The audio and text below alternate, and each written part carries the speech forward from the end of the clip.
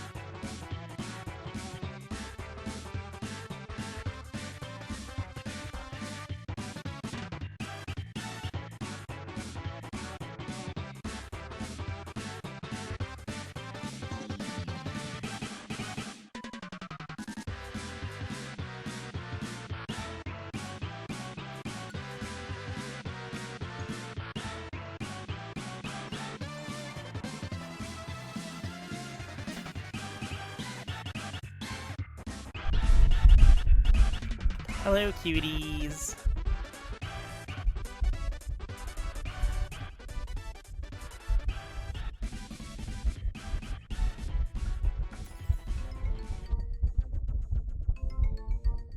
I hope everybody's feeling good on this lovely Monday evening. So I am back and streaming and feeling at least incrementally less miserable than I was. So I'm gonna check myself to make sure my audio balancing and stuff is okay.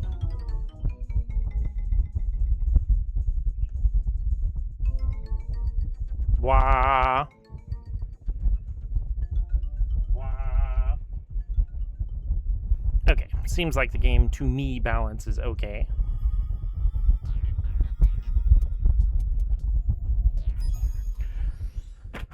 But yes, it's time for a rematch with my arch nemesis, TikTok Clock. Mario. Hello. No, but like seriously, actually,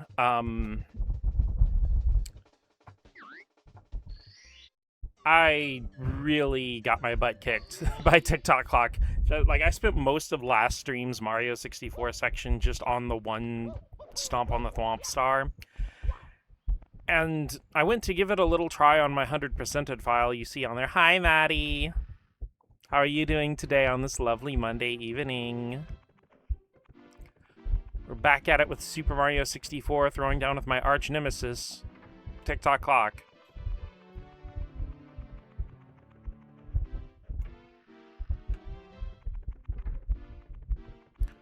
But no, what I was about to say, Maddie, is, so I went back, playing by myself, on my completed save file to give the star a try and figure out why I was, like,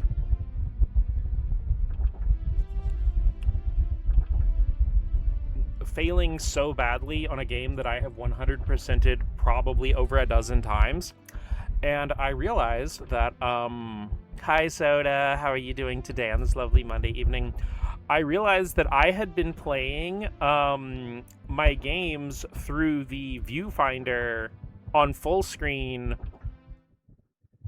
through my computer, which isn't something I ever really noticed any difference on when playing like FIRERED or something, but for Mario 64 it adds a little bit of input lag. So now I'm actually looking directly at my TV and not my viewfinder.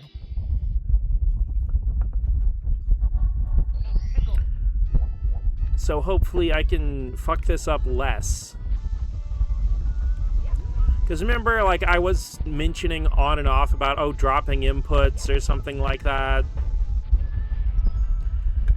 And yeah, I feel like a lot of that is specifically because I was trying to play it through the viewfinder, adding little itsy bitsy bit of input lag instead of just playing it on the actual output on the TV.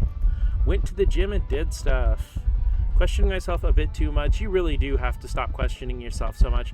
Also, I would like to invoke that one image of Supersonic on a white background that's like, don't trust how you feel about your life after 9 p.m. That's actually very good advice. Maddie, basically the same as what I told you earlier, but also lit on fire. My world's on fire. How about yours? That's the way I like it because I'm a whore. Yeah, I'm actually feeling kind of sort of not miserable today, so we ball. It's why I eat Kit Kat. Good.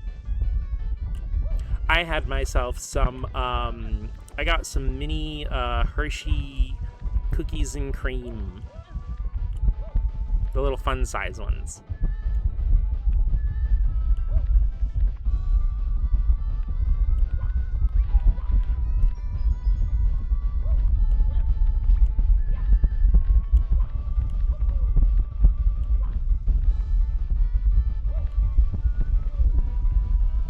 And I had a couple of those before stream. I also had my beloved nachos with melted shredded cheddar cheese sprinkled on them.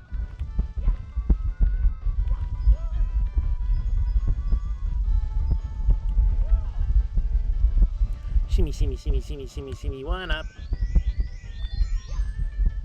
Fuck!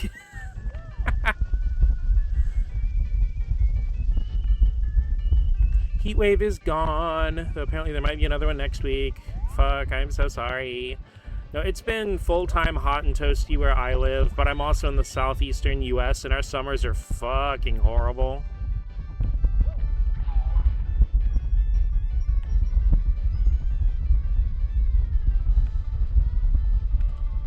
Fuck, fuck, fuck, fuck. Where am I?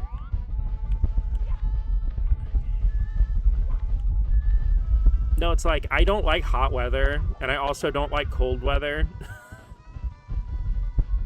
And I also don't like pollen, so fall is like the only time of year that doesn't suck. And we get like maybe a month and a half of fall every year.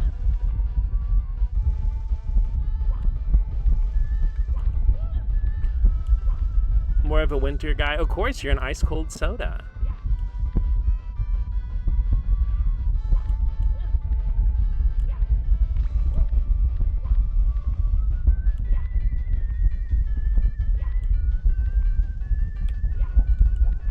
Lucky 7!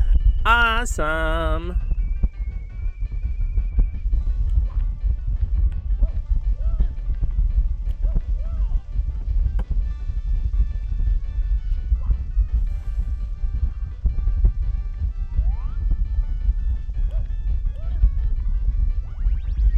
Thank you for the 7 stream streak, Soda.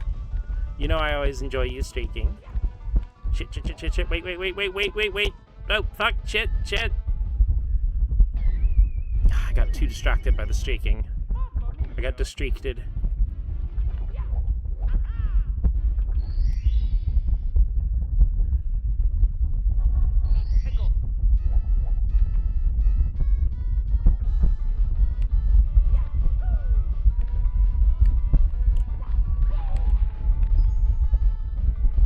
Is there a fan blowing? Yeah, I was hoping I moved it. I was hoping it'd be a little lower, but yeah. I'm not sure what to do about it, because, like, I don't want to turn it off.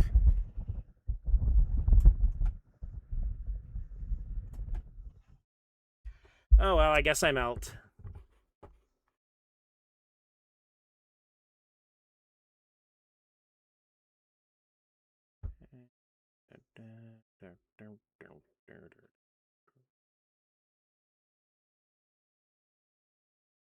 Oh, wow, Maddie with a freaking light speed banning on that one.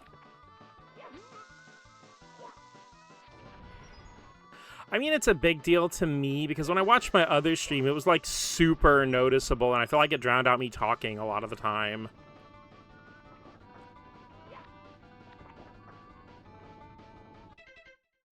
I did all the Pixel Remasters. I saw that. I think I saw you mention that on Blue Sky. Give me just a sec. I'm going to try to put my fan in a different spot.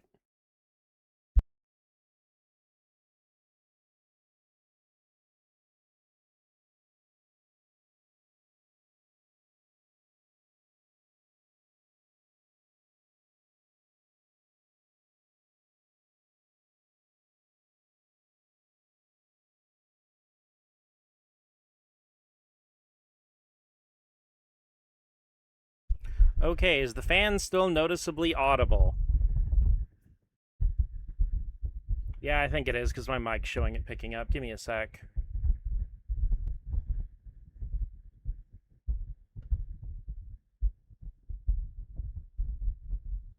Much less. It's still annoying. Oh.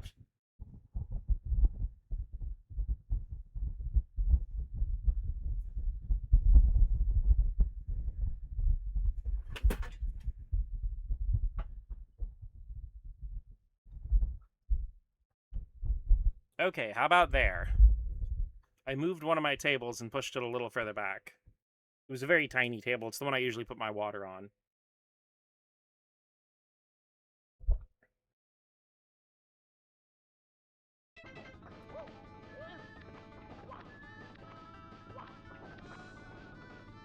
But yeah, Soda, this may sound weird, but I actually only own the Pixel Remaster of the first game. And I actually bought that before they announced that they were going to put them out on PS4 and Switch. So I have the Steam version of it. And I was just going to buy them, like, one a piece on Steam as they, like... Basically, every paycheck I was going to buy one on Steam. But then they announced that they were doing, you know, on PS4 and Switch. And I'm like, well, I'd rather have them on PS4 or Switch. And I never ended up buying any of the digital ones on either of the consoles because by the time I went to go buy one of them, they announced they were doing the physical. And then there was like, I don't know if you remember, but there was a massive debacle with the first North American physical print run for the Pixel Remasters. Wouldn't notice it if I wasn't looking for it, so it's almost inaudible, especially with the game and talking on it. Yeah, I also noticed when I watched the VOD for my last stream, some of it, the game was, like, barely audible at all. And I think, well, it's like I even mentioned in that stream, like, OBS just, every time it updates, it redoes its settings and all that stuff, so I forgot to adjust any of that last time I streamed.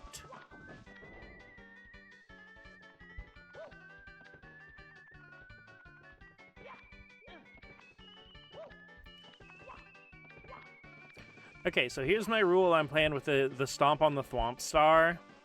I don't know why this specific one in TikTok Clock has been such a big issue for me, but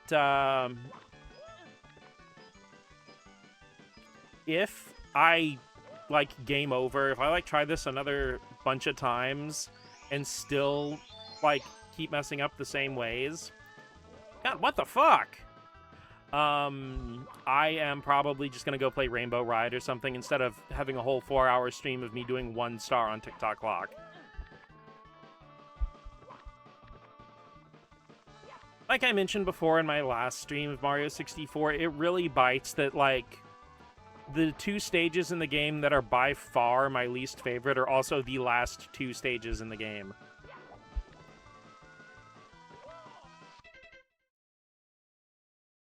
YouTube just recommended a video titled, "You're Not Too Dumb to Make Games." Thank you, algorithm, for actually helping for once. Soda, I don't know what or where or how in your life you came to this mentality, and it could just be good old-fashioned, you know, industrial strength depression, which, hey, I know how that goes. But you have got to let go of this weird idea that, you know, like, creativity is limited to people who are, like, quotation marks skilled. And I'm putting a big old fat quotation mark around it because what you think skilled is in your head actually has nothing to do with genuine skill. What it actually is you see an idea of things being like really clean and precise and marketable. And that's not really the only way to express yourself with art. That's just what a bunch of CEOs and shareholders think is what'll sell the best.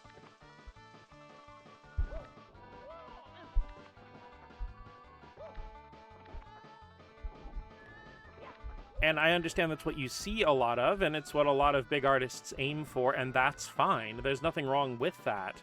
But that's not the only method of expression, and regardless of what your skill level is, your expression and the things you create and your ideas are just as valuable and worthwhile.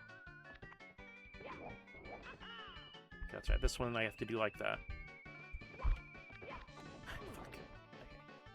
Getting too timid with my inputs here, I just gotta balls out, go for it. Ow, fuck, shit, my balls! You don't need to apologize. I'm not telling you this to make you feel bad. I'm just reminding you that who you are right now is okay. And even if you're different tomorrow, you'll be okay then too, because you're you.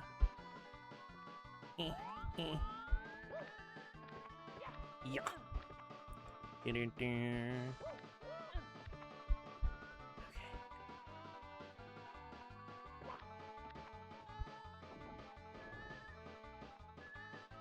I find it interesting how this game assumes you know advanced moves.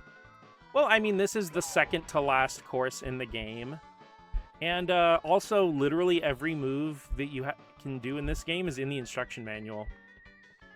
Oh boy. Gee willikers.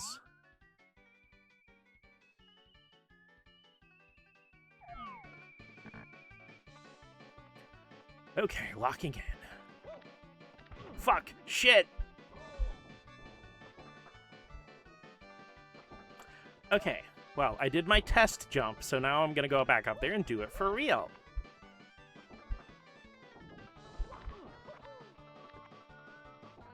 Some 2D Mario game, they designed the game to be beatable without pressing the run button. I'm pretty sure all of the Mario 2D games, at the very least Super Mario Bros. 1, you can beat without pressing the run button. Ooh, wait, what's over here?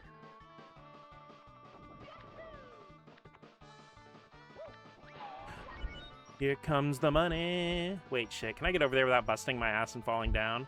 Let's find out. Yes. Coinage. Give me the cash. Fuck, fuck, fuck, shit, shit, shit, fuck, fuck, shit, shit. Ow.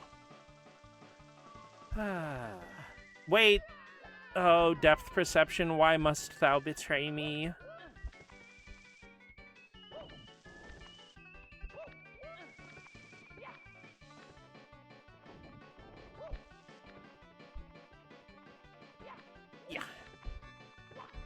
Gotta give him a yeah.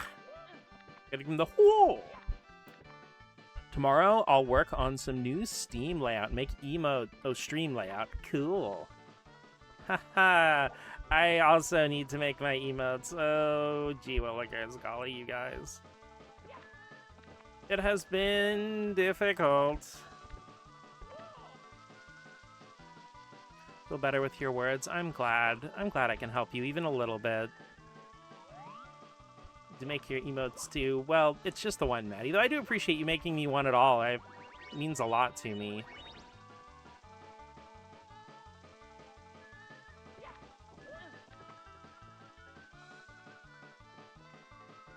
Okay. Whoop, whoop, whoa, whoa, whoa, whoa! Ow! We almost had him that time, guys. Ow.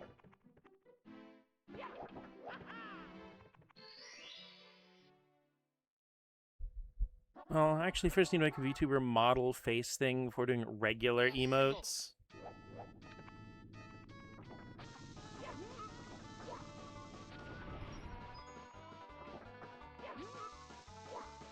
Oh shit, I think I jumped into the clock on fast mode. I was thinking about it earlier today, making the motsicle. My mint's just a little too squiggly. I understand that.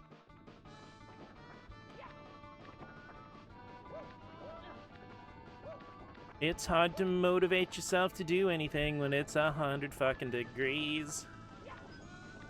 Fahrenheit, I should specify, Soda. Fahrenheit. We're not literally boiling alive. Feels like it sometimes, but not really. Trust me, it would have been so easy to just hide in my room all day and play Switch and watch YouTube videos. Because I have the AC unit in my house is in my bedroom.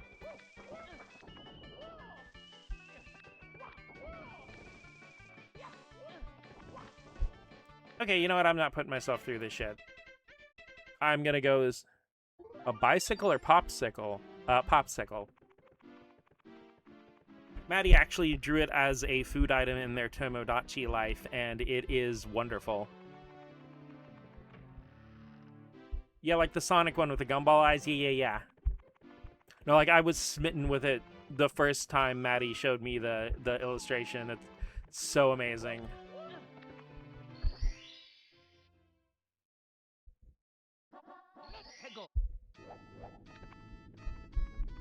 I love Maddie art so much, it makes my heart feel better.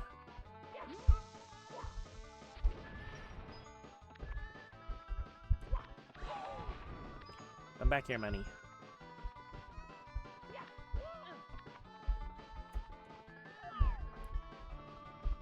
Okay.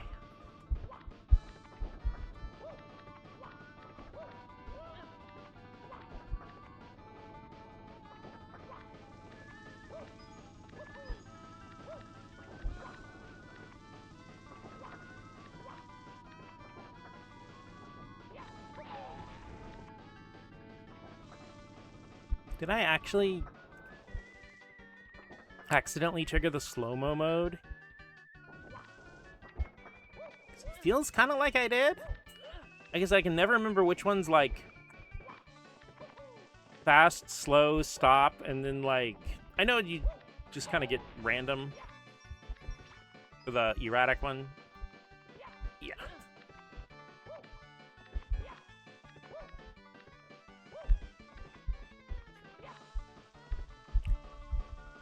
For the infamous teleport on this level. Don't do that to me.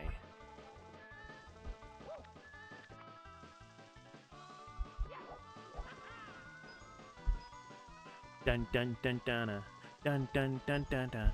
Bum bum bum.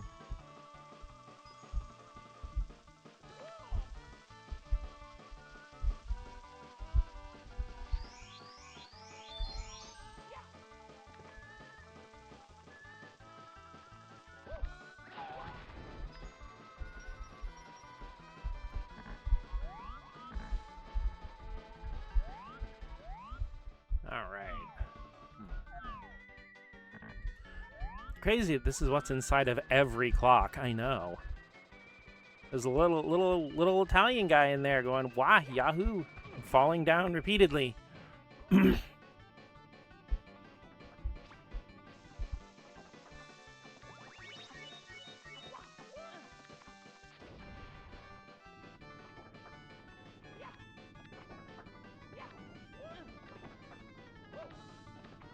But that's why, you know, like, clockmakers and stuff get paid so much. They gotta manage all this.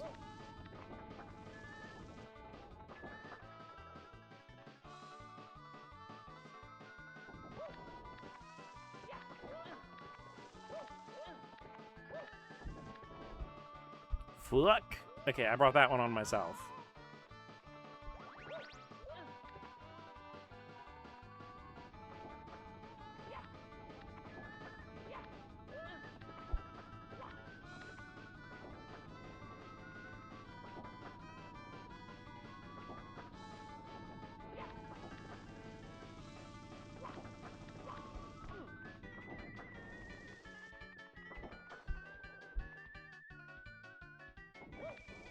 See, I guess for me, my favorite Mario, 3D Mario, or 3D platformer in general type levels are ones that are about, like, exploring and being like, ooh, how do I get that thing over there, and that kind of stuff. You know, like the Bob-omb Battlefields or Mumbo's Mountains or stuff like that.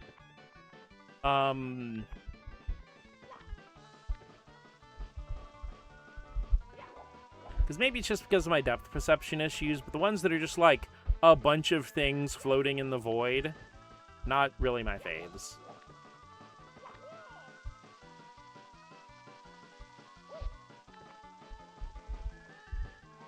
And I'm always torn because I'm not really a fan of how a lot of games in like the PlayStation 3 and 360 era basically automated platforming, or at the very least, like, completely took any kind of difficulty out of it. Wah! Hi, Rain. How are you doing today on this lovely Monday evening?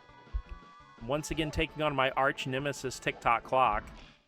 And I'll tell you the same thing I mentioned to Maddie. I realized the reason I was having so much trouble with this last stream, I was playing the game through the freaking, viewfinder thingy on my capture software and not off of the actual hardware directly, like the screen that it's attached to, so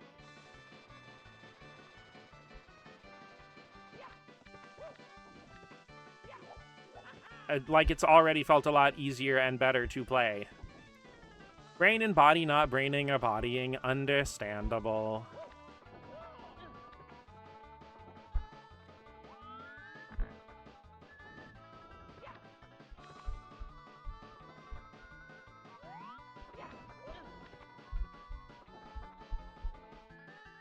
Squonk?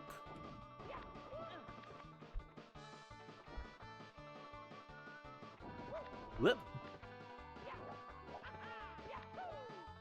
Come on. Haha. See, Mario agreed with me. Whoop. That one was on me.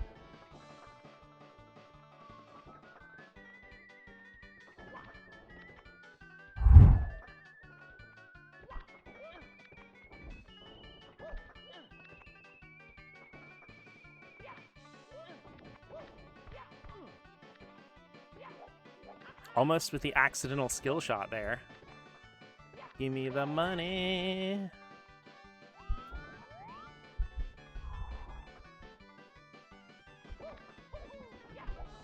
Well, anyway, Rain, I hope me Super Marioing my 64s can help you feel at least a little bit better.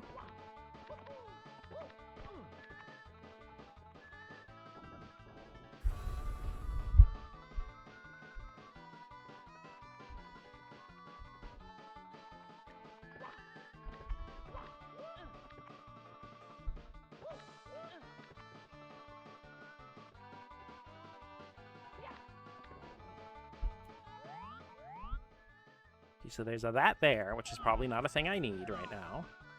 Stay fuck used.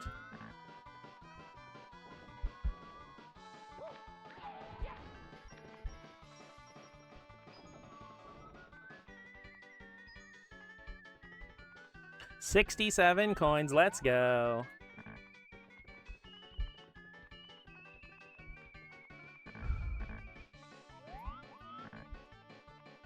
Okay, locking in.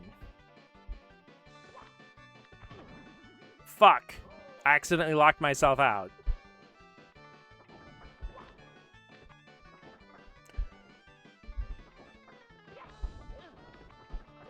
I feel like I'm doing the fucking Vegeta thumb every time I say that.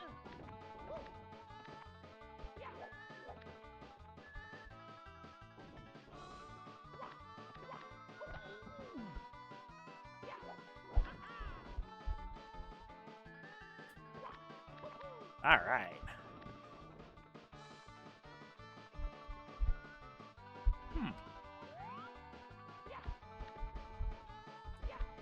Ooh, more dollar bills. Let's go.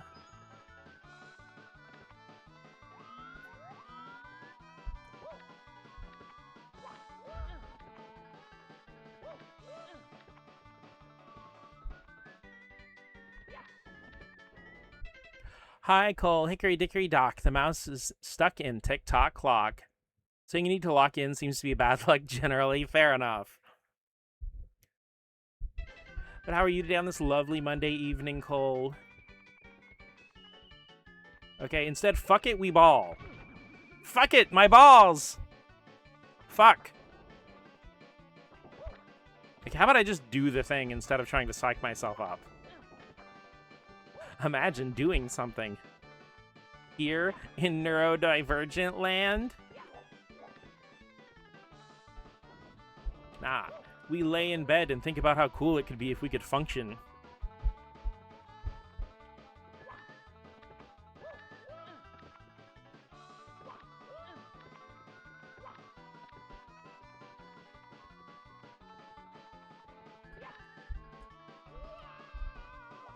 Okay, seriously curious about where I'm missing here, because this has got to be like a depth perception thing that I'm messing up. Doing well, had pizza and no waiting for friends to play peak.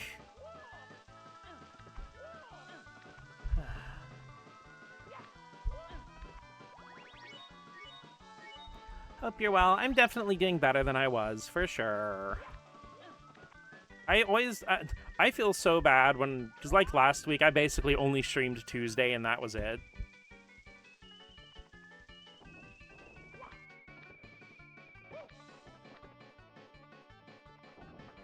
But I am definitely feeling better today. Still a little bit out of it, so I don't know how long this stream's gonna be, but I'm like, more like, needs to get a little bit more sleep and food out of it, and not like Omega Depresso.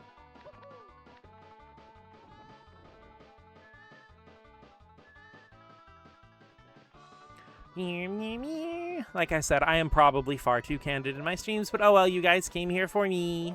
So that's what you're gonna get, whether you like it or not. Alright, you spinny bitches. Fuck, dude! We don't want no spinny bitches. Spinny bitches, get out.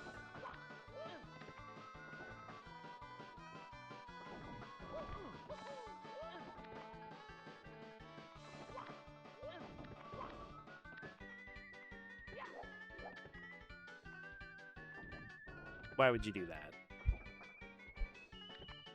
Why did I do that? Come on, come on! Okay, girly pop, breathe.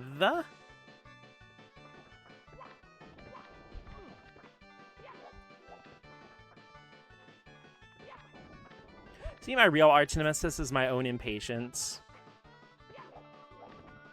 Is when I fail a thing, I immediately want to go back to it and just do it 100 times until I get it right.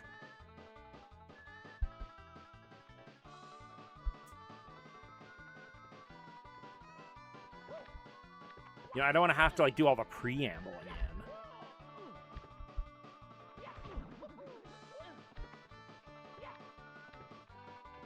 But alas, if old games worked that way, you'd be able to beat them in 10 minutes. Well, not 10 minutes, but you know.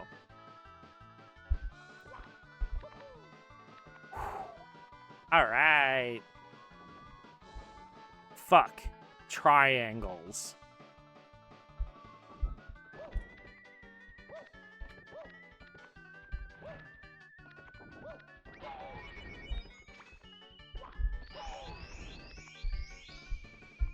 I'm not worried about that one up right now.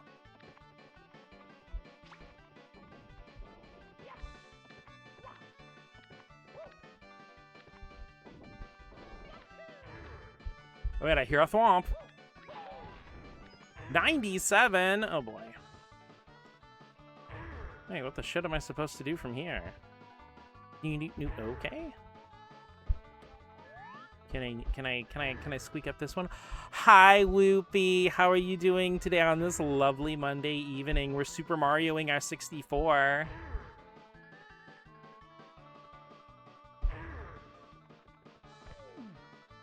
I'm taking on my arch nemesis TikTok clock.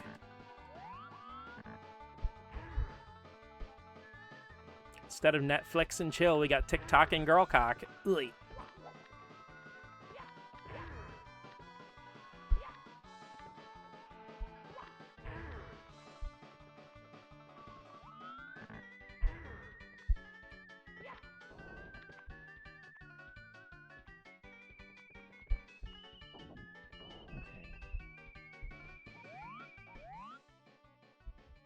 Okay, so we have a Spinny-matron.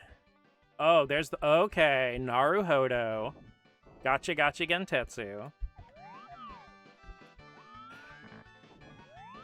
Okay, I'm happy that I can get the star now, but if I get up there and finish this with 97 coins, I'm going to fucking riot.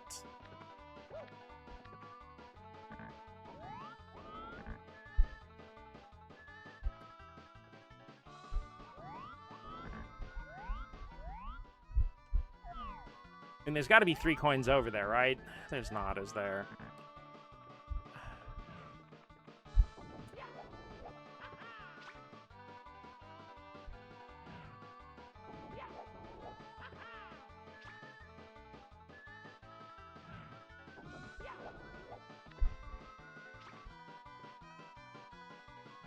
Watching World Cup now stream, doing some art. Hope y'all are having a good Monday.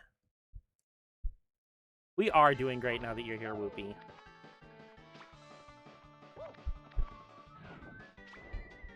What kind of art you working on? I'm gonna be a nosy little mouse, because that's what I do.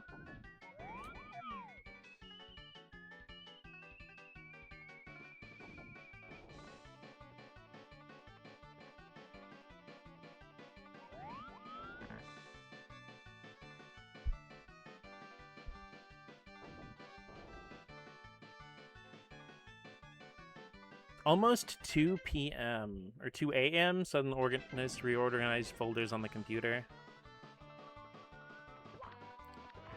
Okay, can I have 3 coins, please? Womp-san? Fuck.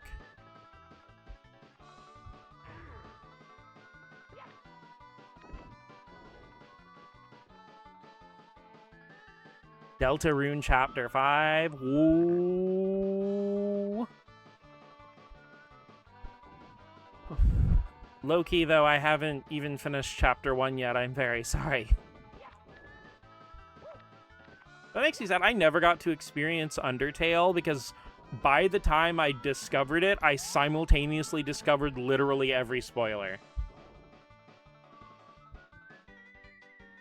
I know more about Undertale than I do about games that I've actually beaten.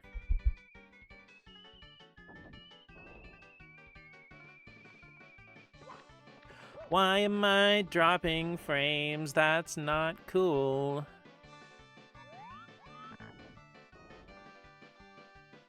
Is music stuck in your head?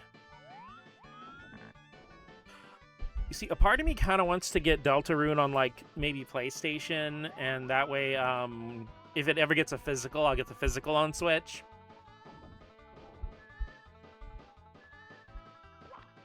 Okay.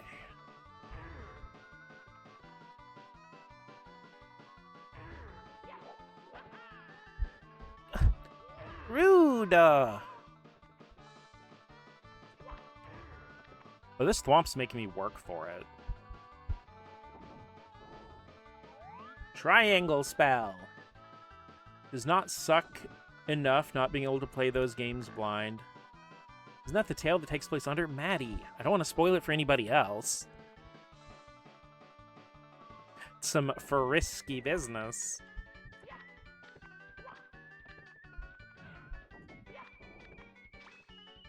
I'd like to go everyone to go in sans spoilers.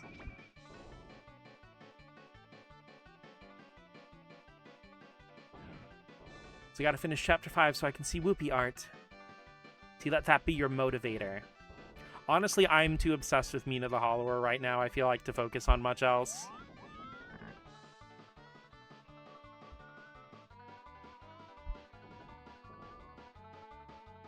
See, she's a character I can relate to. She's a mouse girl, and she's really smart, and she's really cool, and she doesn't ever wear pants, and she loves a good bone. Take me a bit to finish. Slow artist.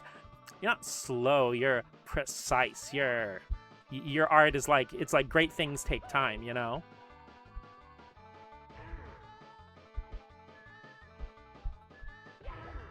Okay, I'm stomping on the thwomp.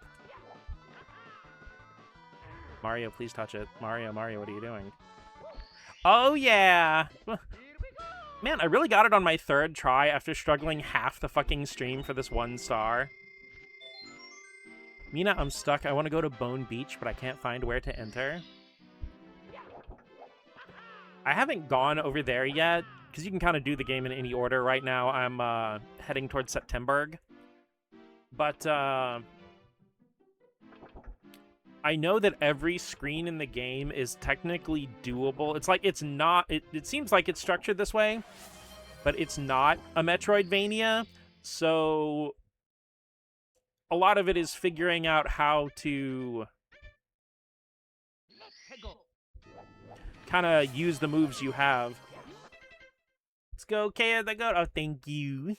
Okay, everybody, stand up, do a nice big stretchy, grab your favorite sugar-free, caffeine-free beverage of choice. I got my water tumbler.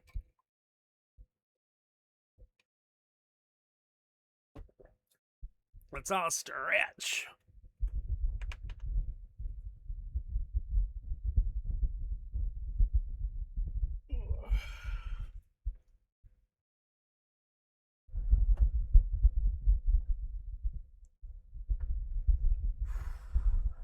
That was a good stretchy for my little mousy muscles. My mousels.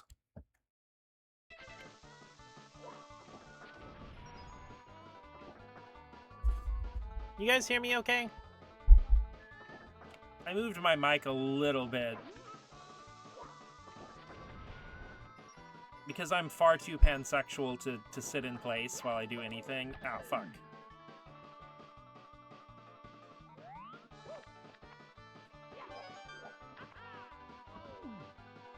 Good, okie dokie.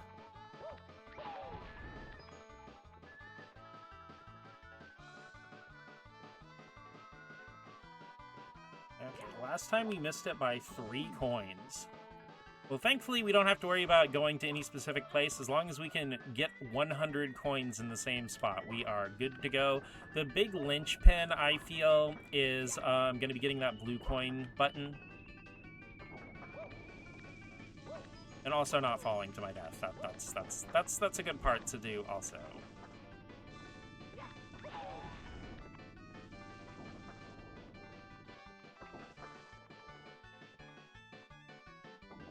I thought about doing this when the clock is where everything's frozen and won't move, which would make it easier to just grab all the red coins real fast, but what I'm gonna do is see if I can sneak a couple red. No, apparently I cannot. Okay. I have to actually learn the timing and play this well. Ugh. Like, honestly, ever since I learned I could stop the clock as a kid, I don't know if I have ever actually gotten the red coins while anything was moving. I'm pretty sure I did the stop every single time. Sawado!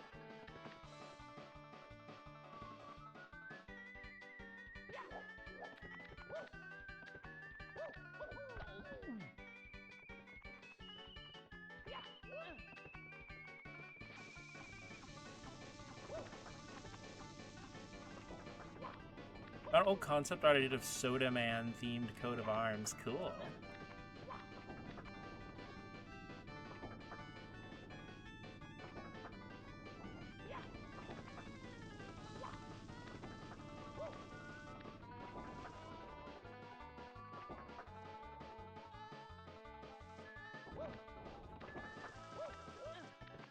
The fizzy hero from the land of carbonation.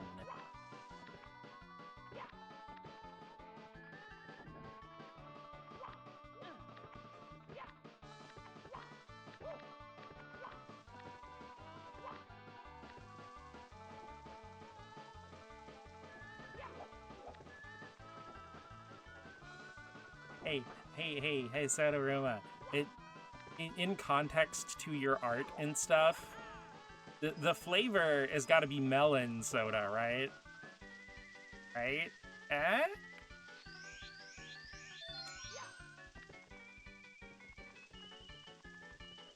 Like, don't you fucking do it, you flippy bitch.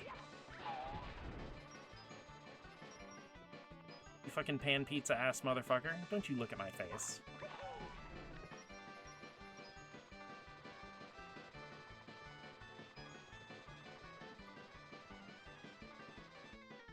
Fucking serving tray ass bitch. I'll show you who's really serving in here. Shake that thing.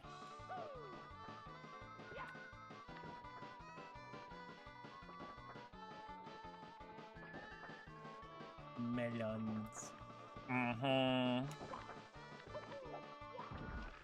Fuck! Well, can't get enough money, guess I'll just die. Or as we like to call it, the American healthcare system.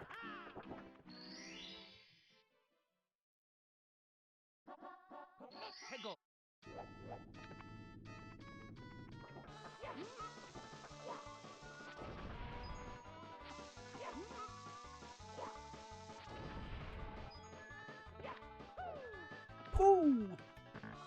Shit, they turned him into an owl.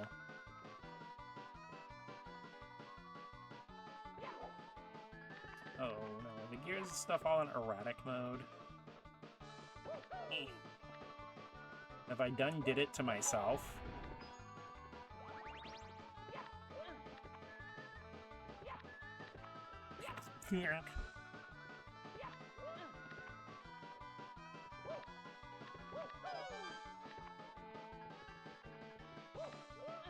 I'm trying to grab some of the coins I missed last time, because maybe if I had, like, tried to be a little bit more diligent about grabbing some of the red coins, because I didn't grab any of the red coins in my last run. If I had gotten those and maybe one more of the ones out of the random blocks, I could have just gotten the 100 coin star when I did stomp on the thwomp. But honestly, when I finally got up there, I did not want to go back down and backtrack.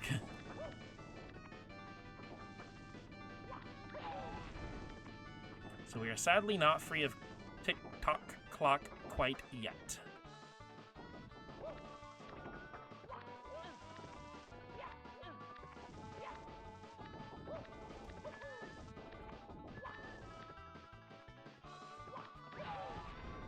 Oh no, you don't.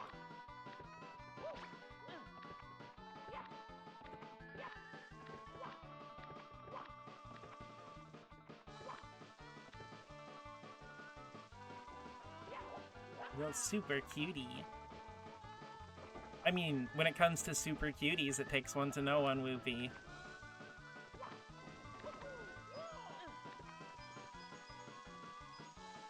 Yeah. Taru.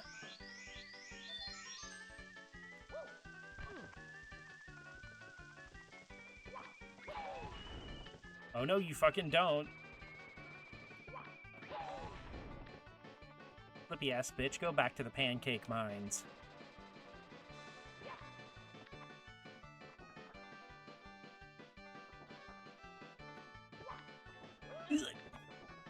Okay.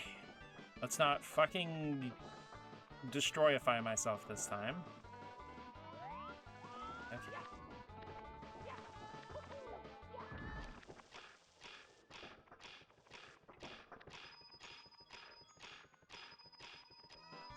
Alrighty.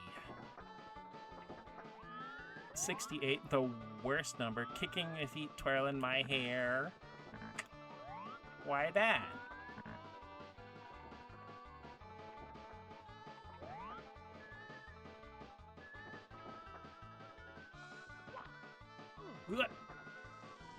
Why would you do that to me?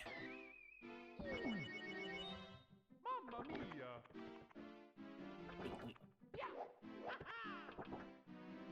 I would like to see the clock, please.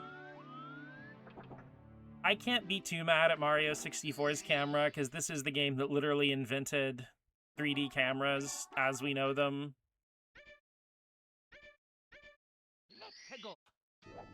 It's all for having 68 coins, the worst possible number. It cursed me.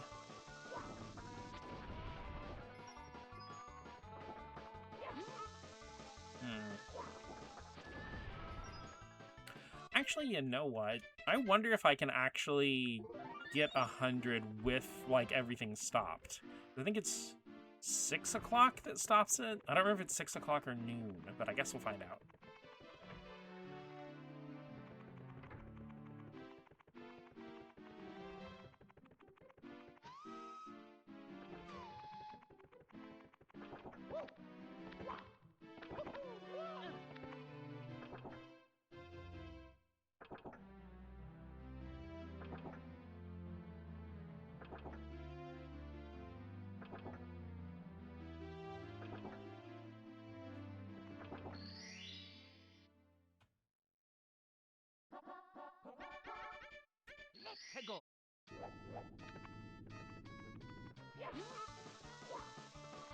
Alright, it's 6 o'clock, baby. Fuck, fuck, fuck, fuck, fuck! Well, I guess that's one coin I'm not getting. That's 2. Well, I'll make up for it by actually getting the red coins. Because each red coin's worth 2 coins. So for the 100 coin star, this is like 12 right here. Or 8. No. 8 times 2 is not 18. That's not math.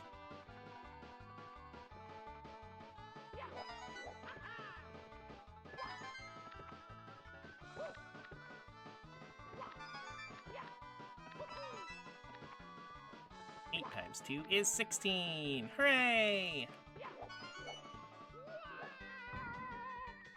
Also, and this mechanic carries over to like Banjo-Kazooie and several other Mario games, but if you flip into a ground pound when you're about to hit the ground, it'll negate your fall damage. She's learning.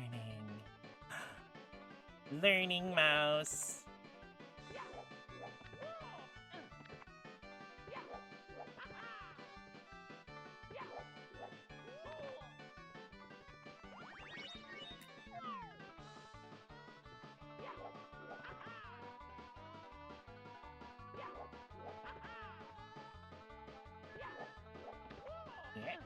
Listen, I don't need to do math. I am cute. That's all.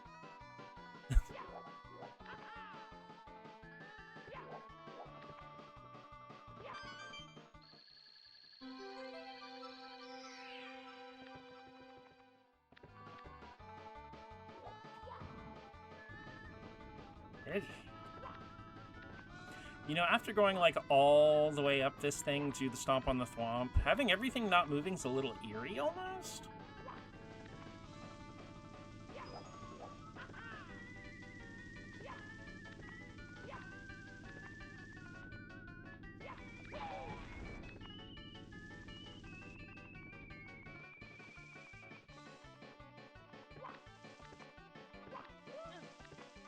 Hey, he's just sleeping. I understand. Even clocks need naps sometimes.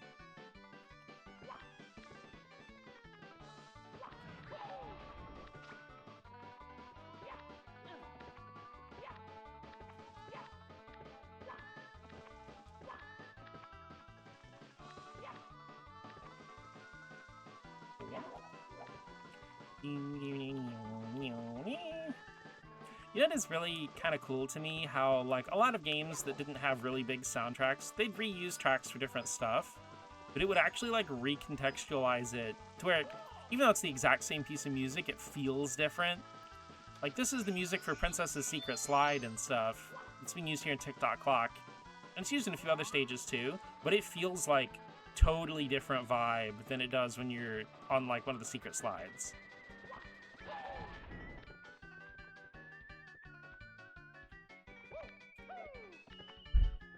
No, no, no.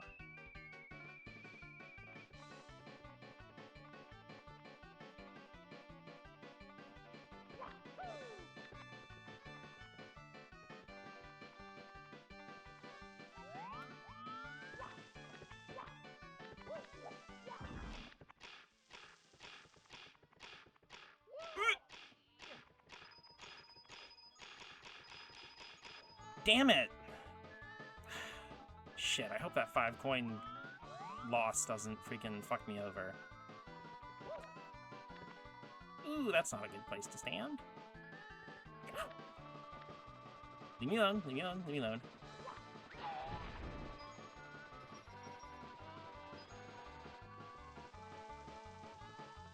Okay.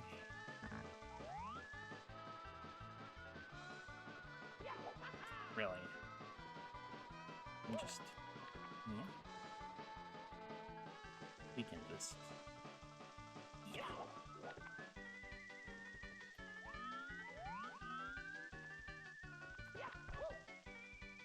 Okay, I think I could get this. Damn it.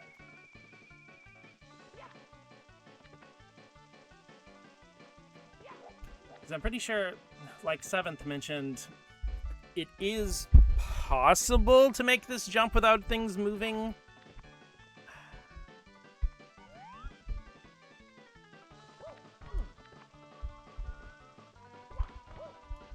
Hell yeah! Okay.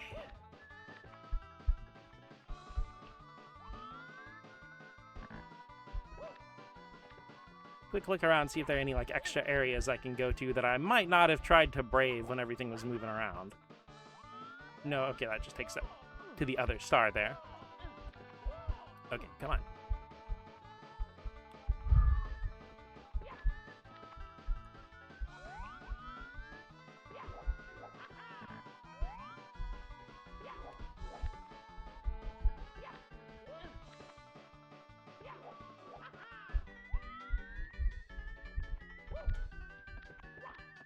Alrighty, grab those guys. It gets us to 77. And we hop. Hell yeah. Okay, okay, okay, okay.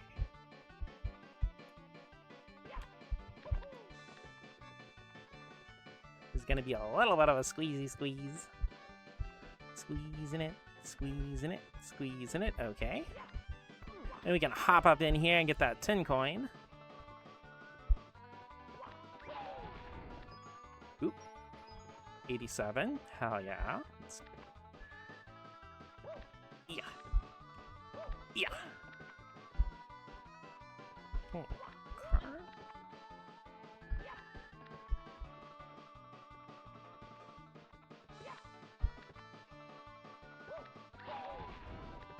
Okay, we're getting there.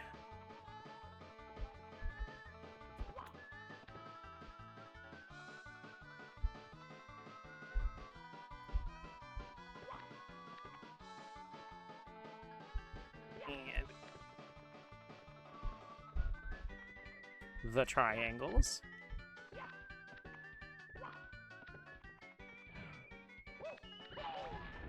No, no, no, get... Ah! Bro, you are kidding me. Wait. Okay. Okay, wait. There's still that one block under the thomp that has 10 coins in it.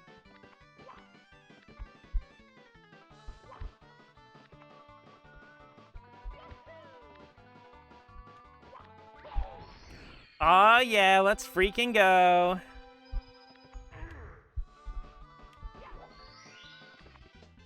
$111, baby. Okay. We can just go on exit course from there. I realized I hadn't eaten dinner, so I'm back with some pot stickers. Well, I'm glad you got some dinner. Alright, guys. Hell yeah, we got TikTok clock done and dusted. Calling Whoopi cute as she deserves, of course. Just like one of the standard like terms and conditions is if you're here, you have to acknowledge Whoopi's cuteness.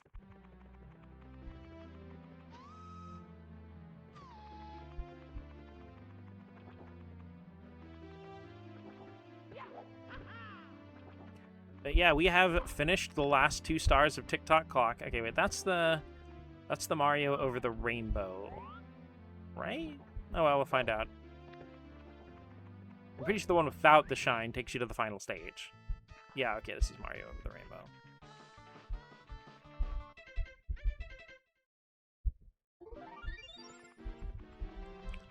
You know, I don't know how to feel about the fact that I was, like, having so much difficulty with that 1 star on the last stream, and I got both it and redid the whole course for 100 coin star in an hour.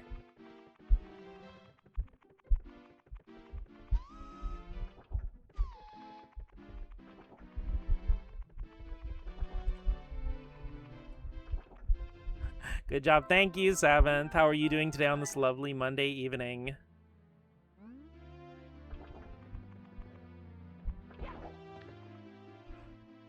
Sometimes your brain just needs the refresh. True, true. And also, 7th, I did manage to pull off making that one jump from the platform when everything's in frozen mode. I actually did manage to get up there. Now we're in Rainbow Ride, which is also pretty obnoxious, but not as bad as TikTok Clock, IMHO.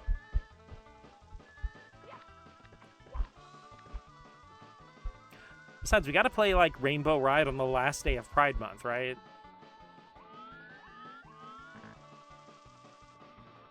Ah, it's Pride Month, alright, because I'm flaming. Like,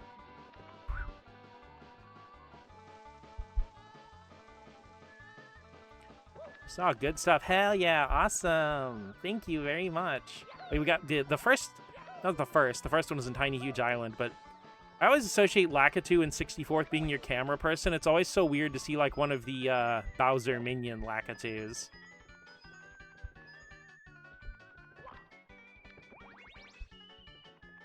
Spinning, spinning, spinning, spinning. And yeah, also the whole course just drops its gimmick to have, like, a little mini maze here for the red coins.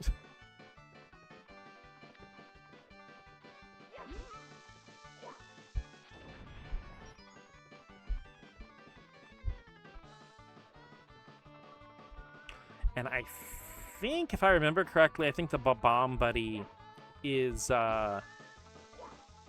also, like, on the top of this maze or something.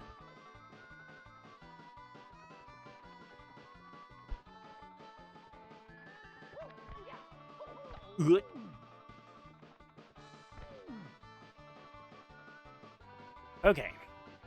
Let's go back to the main quest. Hey, Nerix, how are you doing today on this lovely Monday evening?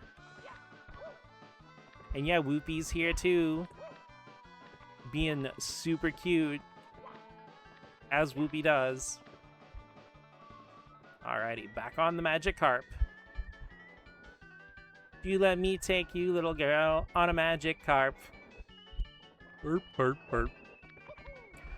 Fun Pokemon fact. Did you know that the attack Splash is actually called Hop in the original Japanese version? That's why it's not a water-type move, and that's why Hoppip learns it as its only, like, default move when you get it. In the original localization, translation all-star Nob Ogasawara actually wanted to change the move to something more like, you know, bouncing or something more like hopping up and down. In that vein. But they got pushed back and decided to keep it a Splash because Magikarp's the only thing that learns it. Fuck. Ow.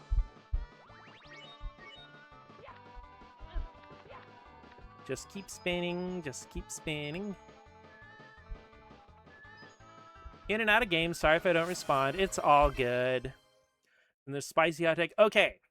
You get 2, Rain, because you ended up going to bed last night before I could come up with a second spicy hot take last stream, and you did redeem 2. So for the one you redeemed last stream, my spicy hot take is, as much as I love Sonic Generations, I do not like classic Sonic and modern Sonic being considered 2 separate characters. To me, it's the same thing as if you considered, like, the Super Mario Brothers illustrations from, like, Super Mario All-Stars to be a different character than the Mario and Mario Odyssey. Like, no, it doesn't work like that. Or, like, you know, if you considered, like, red overalls Mario and blue overalls Mario 2 separate characters. I do like the classic design being used, but to me, that's all it is. It's just a different character design for whatever stylistic need for the character. Because if you go back to pre-generations, you have stuff like Sonic Mega Collection Plus has the Uekawa Sonic designs on the cover, even though it's nothing but Genesis games. Also, a fun fact I feel like a lot of people in the US miss. It's called Sonic Mega Collection because it's all of the Mega Drive games. Well, I mean, like, again, I like Generations' gimmick of, oh, here's what all these classic, you know, 16-bit stages would have been like in 3D. Oh, and here's what all of the, like, you know, post-3D games could have been if they had been done for a 16-bit game. They walked that back after Forces. Well, okay, it's weird because, like, originally it's just like, oh, this is Sonic when he was a kid. Well, quotation marks. But then, like, in Forces, it's like, no, classic Sonic from a different dimension. But then, like you said, after Forces, they're like, oh, no, it's actually just Sonic when he was younger again. But the thing is, he's not younger because in the official material for the old Sonic stuff, classic Sonic is the same age. And yeah, I know they can just retcon it. But, Sonic's pretty much been the same age and stuff. And I guess that rolls into kind of another hot take. This is still only going to count as the same one, Rain, though. I'll get you another one in a minute.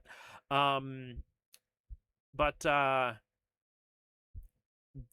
they have made classic Sonic a lot shorter and cutesier than he actually ever was in a lot of the older stuff. They've been fixing that a little bit at a time, like classic Sonic starting to look and act more like the actual 90s pre-adventure Sonic. But in reality, like, if you go look at the sprites for, like, Sonic 2 or Sonic 3, especially Sonic 2, Uekawa's Sonic looks like a reinterpretation of the sprite into a new character design. Because the legs are actually a lot longer on the 16-bit Sonic sprite than they are in the art for the 16-bit Sonic games.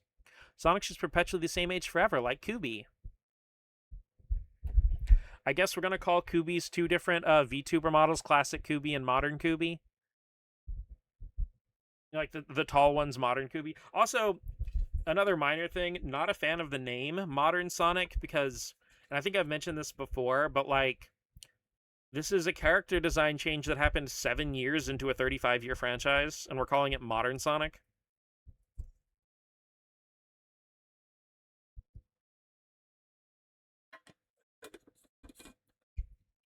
Though granted, like, I can't be too mad with that because, like, I do consider the divide of modern gaming to be basically HDMI cables and digital storefronts.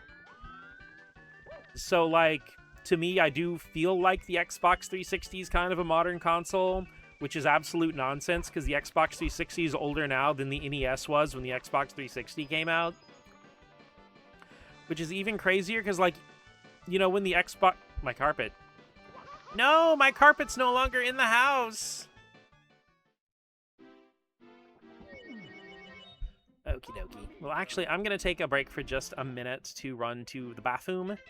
So I'm going to run some ads real quick, and you guys can also stand up, get yourself a little stretch break, and I'll be back in just a couple minutes.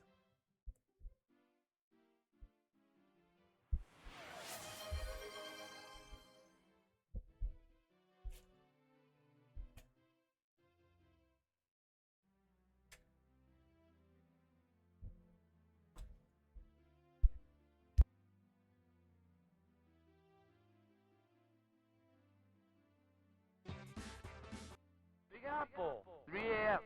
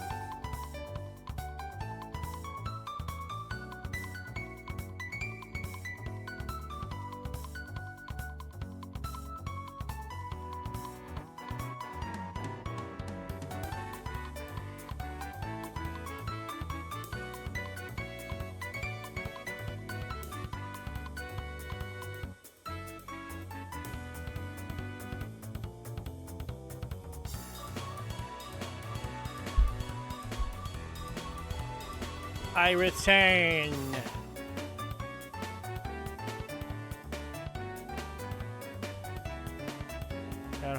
Still around playing Peak. Hope y'all are well.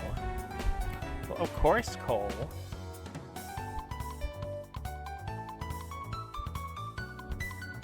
Back. I shouldn't organize my folders. Not at 2 a.m.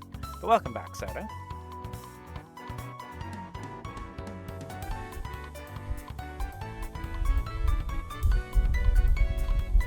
I also went ahead and refilled my water tumbler. I ran out of all my fluids while I was in the bathroom, so I have to have more for later.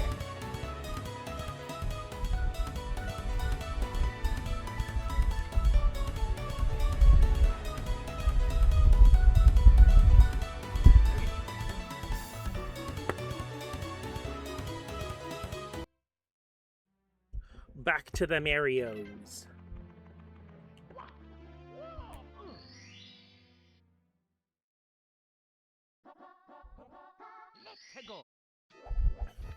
Cruiser crossing the rainbow.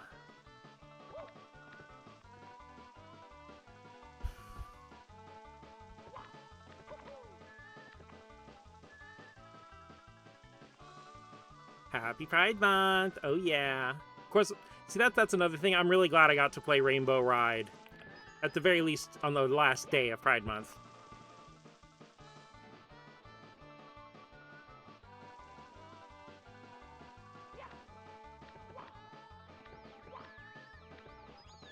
Hanging out with you today, Lakitu. They're like... I gotta get my brain out of 100 coin mode.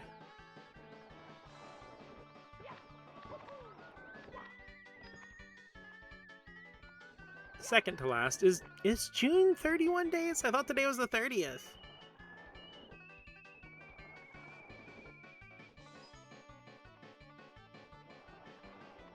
Guys, listen, I'm too cute to know what day it is, okay? I remembered Monday like 5 times today, so I deserve like a medal or something.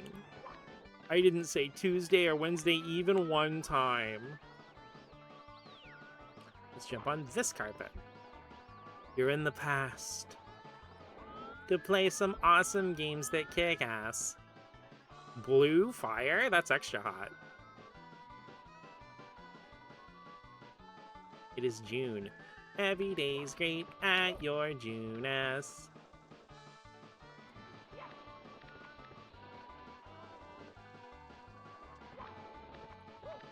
Come back.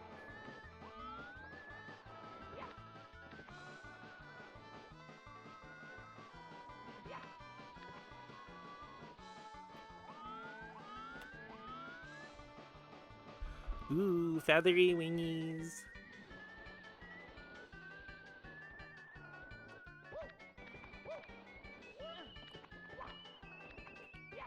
You know, I wonder how the game decides like which whoop Mario will say when he do thing.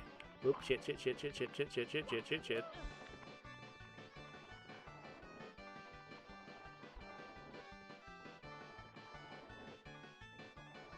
I kind of like this, the little pastel vibe going on here. You know, I know this wasn't the star I was going for, but we take it. Yeah. Wear my custom NB Pride shoes tomorrow, methinks. Hell yeah. Cruiser crossing the rainbow. Okay, that was the right one.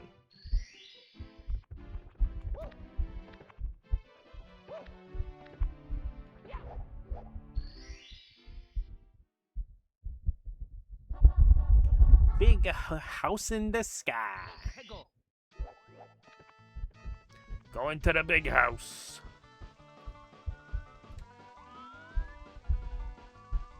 I guess that makes me a big mouse in the sky.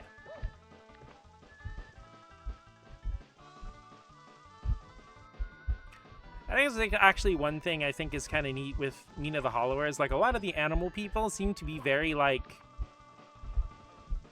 physically still animals. They're not really quite like furries, but look, whoa. But, like, they're all pretty much the same size as humans. Because, like Mina is not a, she's not, like, mousy sized or anything. She's, like, roughly the height of probably an average, like, girl-woman person. Mina the homeowner. I mean, she is a woman in STEM, so... But then again, she's also an adventurer.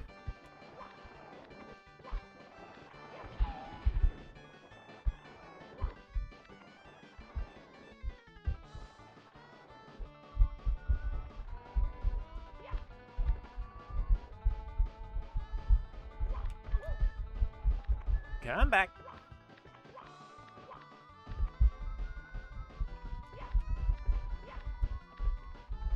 And honestly, I think making her part of, like, an adventuring organization... Ow. Okay, I thought I was just dead. Oh, I'm in the freaking red coin land. Science, tech, engineering, and a mouse? Wow. I know. She's a very good role model for other mices.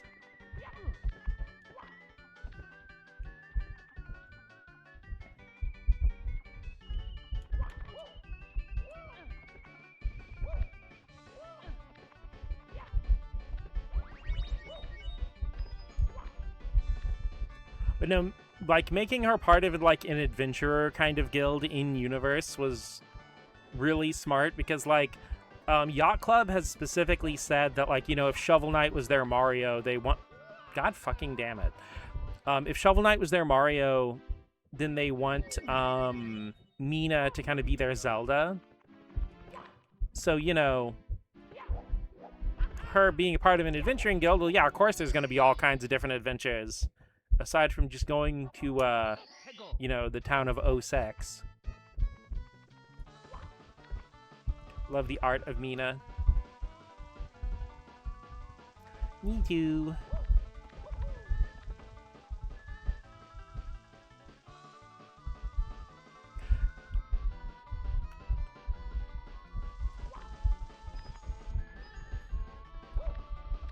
And yes, I do know that in universe the name of the city is supposed to be Osex, but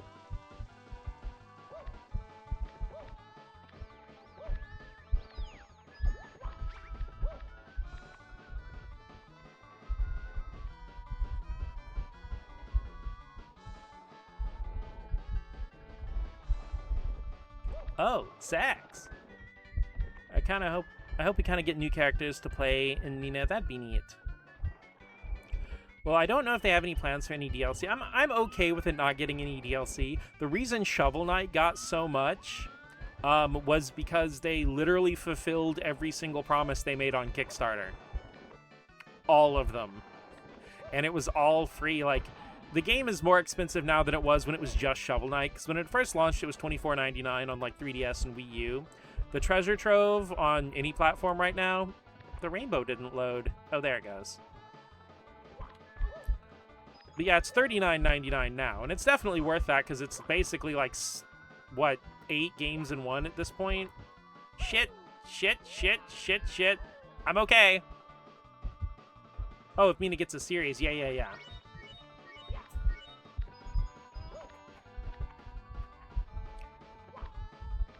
Was because Yacht Club was insane, that too. Honestly, I feel like that's why they were in such a precarious financial I have confused myself. There we go.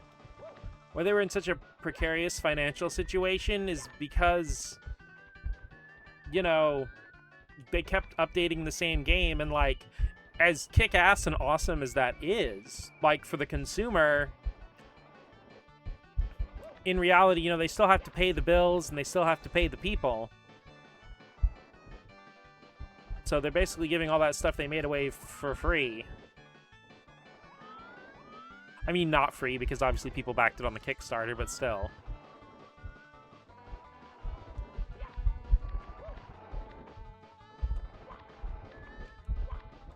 I am also kind of glad that at least, like, I haven't finished the game yet, but from what I've seen in Mina, there aren't, like, any big major attempts at doing any kind of Shovel Knight references or anything. And that's good, because I feel like they're confident enough for it to stand on its own.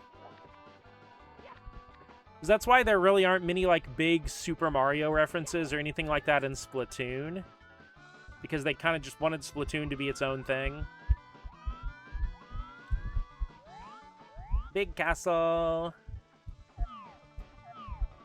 They basically had to send Shovel Knight to other games like a birthday stripper to keep the lights on. Yeah.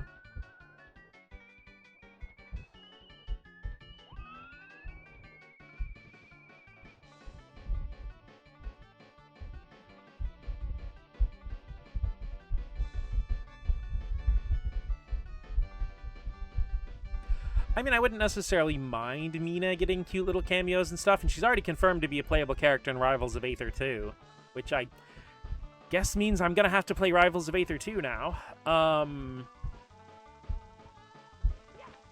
But I feel like her series doesn't necessarily have the tone to just have the character be randomly appearing with no explanation, if that makes sense. Because, like, I wouldn't call Mina the Hollower a super-duper hardcore serious game, but it definitely has a more serious tone than Shovel Knight. It definitely has its funny moments, don't get me wrong. Shit, shit, shit, my ass, my ass, my ass. Oh no, my carpet!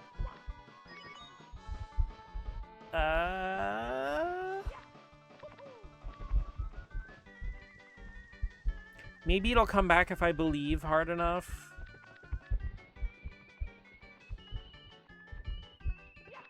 Buying Rivals of Aether 2 as an impulse purchase would pay off. I feel like I played a demo at some point of the first one, but remind my brain, is it like a Super Smash Brothers alike?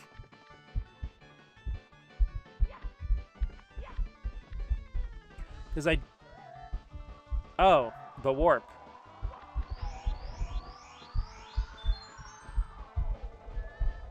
Hey, there's the Babam Buddy. Okay, wait a second. Okay, wait a second. Fuck! Ow.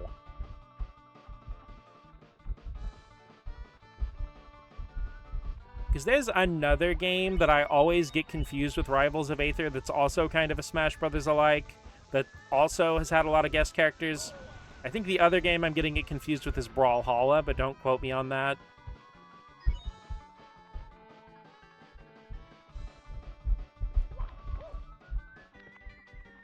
Because I know, I'm pretty sure Shovel Knight was in the first Rivals of Aether, but I think Rayman was in Brawlhalla, right?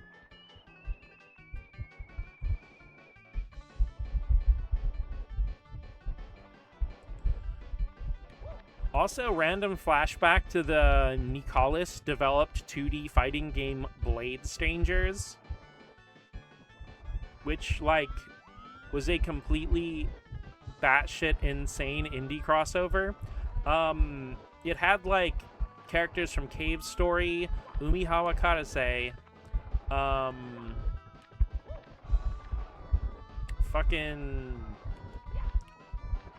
Code of Princess, which is actually a really good beat 'em up. Definitely check out Code of Princess, because Code of Princess, god fucking damn it, Code of Princess had shared a lot of staff with Guardian Heroes, and it definitely shows. It had Gunvolt in it. It had Shovel Knight. It had Isaac from Binding of Isaac. Blade Strangers. You know, stranger like somebody you don't know. And then Blade like a sharp cutty thing. Can I get it Rivals of Aether 2 to play with friends? Maybe you guys if you wanted. That might be fun. Maybe I could stream it and fight you guys on stream once Mina comes out as a character. I can't say I'll be any good at it. I've never been particularly great at Smash or anything. My real talent with fighting games is watching other people make videos about them. Blade Strangers? Yeah, you got it, Soda. princess in the game, character designed by Kinu Nishimura. Yep, she also did a lot of Street Fighter artwork and character designs, and she did the character designs from Virtue's Last Reward, if I recall correctly.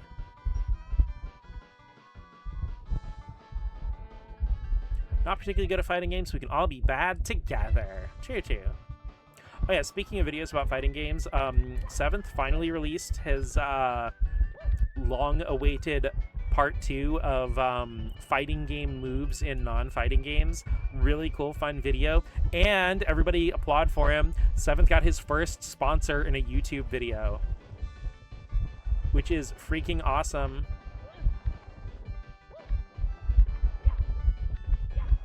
She did Virtue's Last Reward and 999. Don't know if I can thrash level 1 CPU in Smash, so I'm basically unstoppable. Sponsor money, let's go! Hell yeah!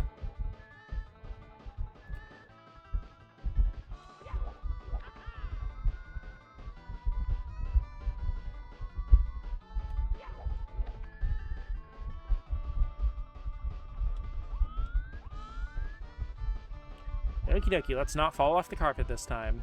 It'll be nicer when the money hits, true.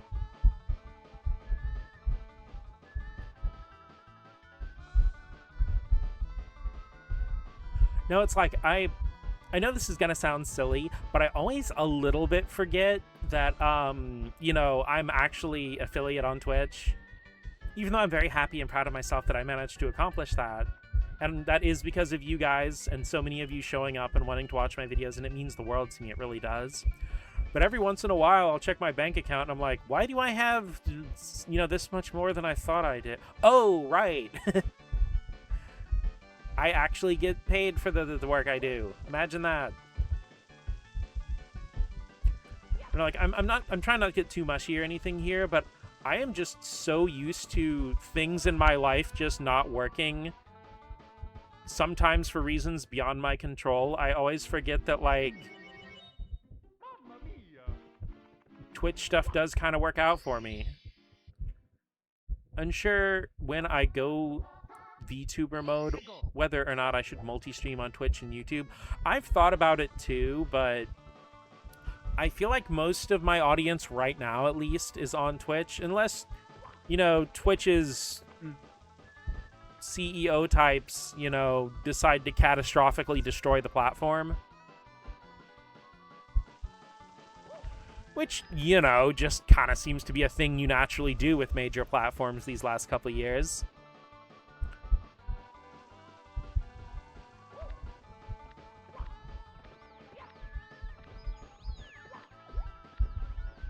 I'm definitely working on it. I mean, hey, maybe if I ever decide to move my streams over to YouTube, I can make a model where I actually show my hip bones. Maybe even under boob.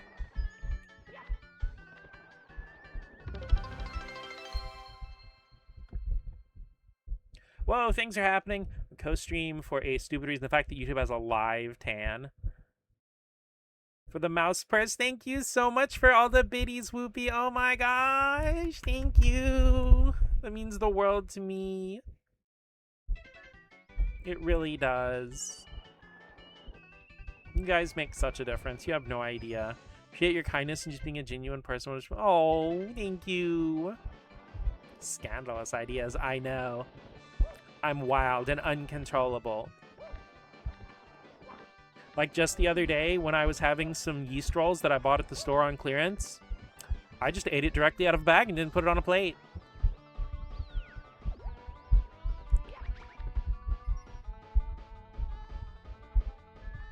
I'm basically unhinged, like unstoppable. But thank you, Whoopi. Thank you so much. I'm sorry I get so distracted easily in the middle of thanking you, but I really do appreciate it. Like I said, like, I know a lot of streamers and content creators and stuff will... It's like a joke cliche that, you know, like, oh, that means so much to you, but it really does mean a lot. Like, you know, that's your money, that's your time you spend, and you want to spend it with me. You know, that's still a little crazy to think about. Okay, trying not to burn my ass. Get back here. Haha!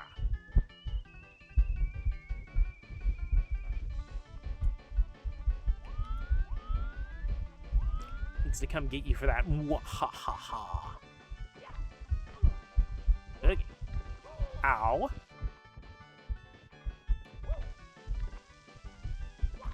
Okay. There we go. Okay. Not catching my ass on fire, round 2.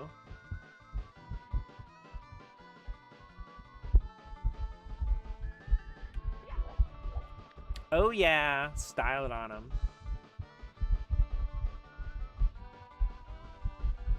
Absorb the gay, become one with it.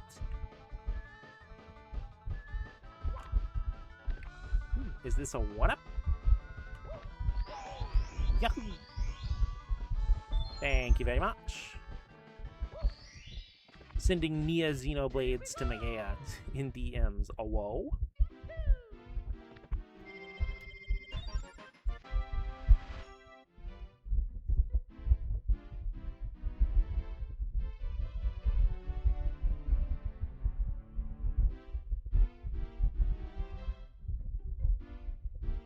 Oh, that is a very good Nia Xenoblade. Thank you, Soda. I find her expression in this image very relatable. I too am a creature of mischief. Also, since I got my phone open, let's all check our TCG pockets. Also, Soda, not Soda. Well, actually, Soda probably also. But 7th, I have sent you like 15 something cards in TCG Pocket if you ever check it again.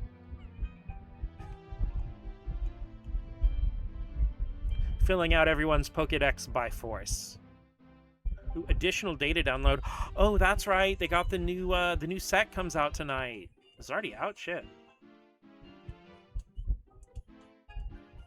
Sprinkly ding ding ding ding ding ding ding ding. Oh yeah, 7th, it does say it's been like over 7 days since you checked into it, but I know you've had a lot going on, so I totally understand. I just kind of like have worked TCG Pocket kind of into my daily routine. I think it's out right now. It's 8-7 a.m. for me, right? But I think the global launch date goes by either like Japan or Korea. I don't 100% remember.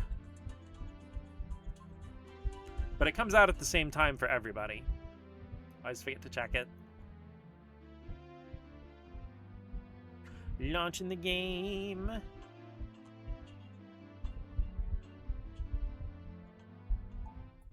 Let's go hit save and continue.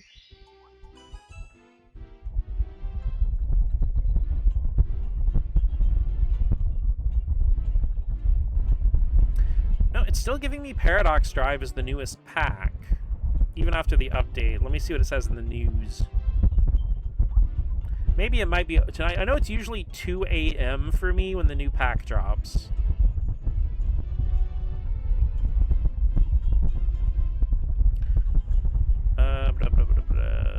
Okay, it doesn't even say a time. It just says we'll release on 6/29, which is today. Oh well, I'm not gonna try to put off my booster opening. Let's go ahead and pop open my one more pack of Paradox Drive. See if we can get any crazy full arts or something. You guys do tend to be a good luck charm for me, so.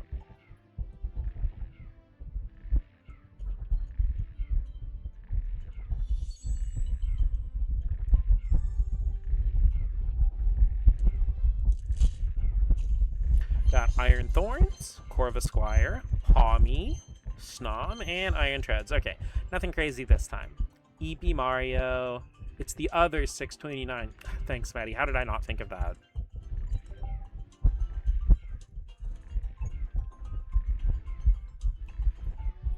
It's 6/29 somewhere.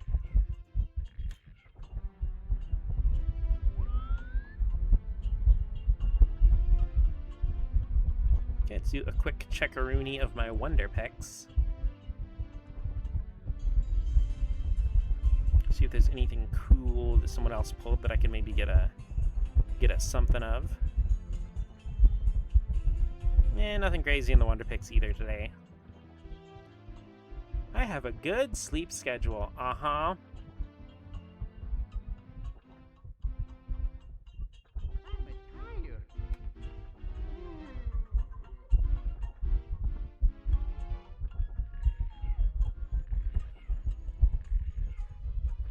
Misaki, I never did a battle or another wonder pick, so I actually got my second daily mission. I'm gonna go get my 4 bonus hourglasses.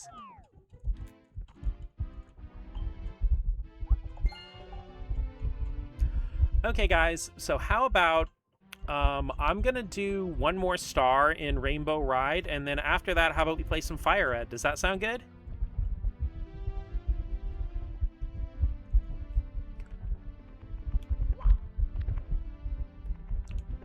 I think I will go eat soon. Have a good one. Good night, Soda. Thank you so much for dropping by and hanging out and just everything else that you do. Thank you for being yourself. Because I appreciate you. For you. Oh?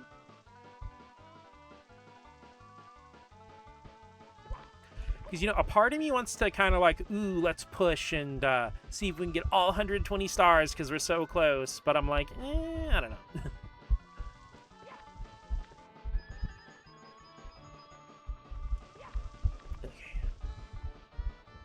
Like I said, I'm very proud of myself for finishing off TikTok clock. But a part of me also, maybe it's just my ADHD stuff happening, but I do kind of like doing like 2 games in a stream.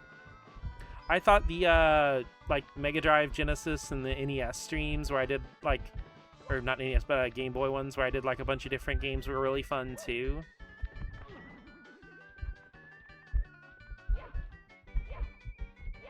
Okay, well goodbye, I guess.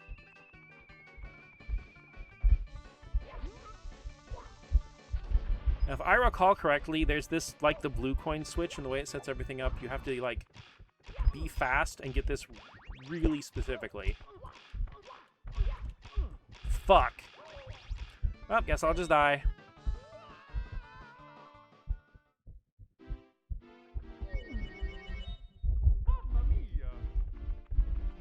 Because I'm trying to remember exactly with the 100 coin star in Rainbow Ride. I'm trying to think here.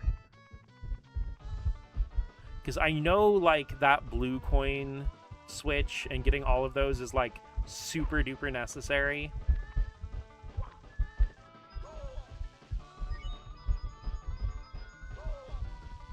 Oh, no, you don't. Oh, no, you don't.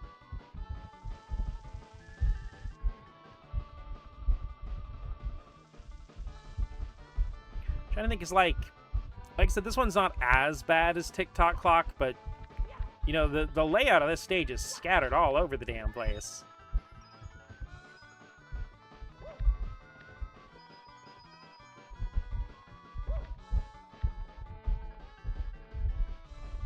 But I feel like a lot of the other places you go aren't super coinful. I feel like they're concentrated in small areas.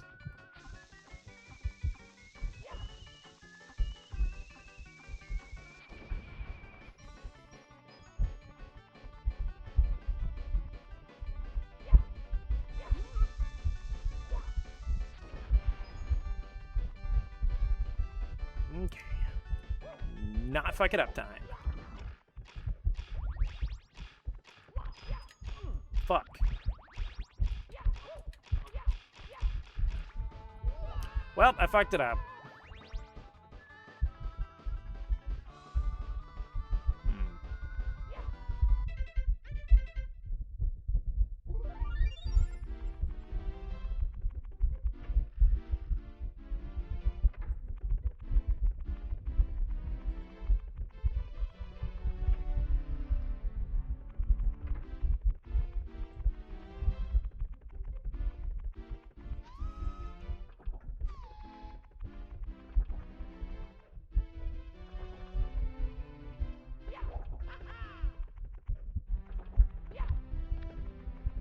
Okay, no, that's Wing Mario over the rainbow.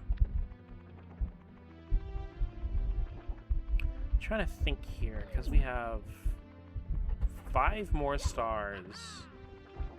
And then the one in the Bowser stage. What am I missing? It's got to be one of the Castle Secret stars I forgot. Coins amazed in a mass.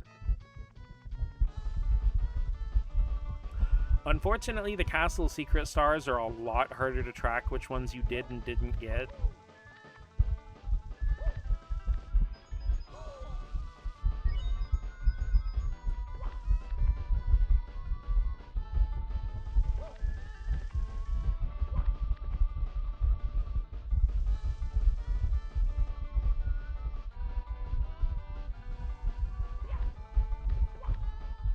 Okay, Lakitu, get over here.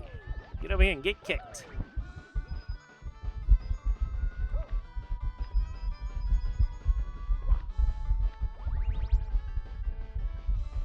Doobie-shoopy-doobie-doobie. Get ka-chucked.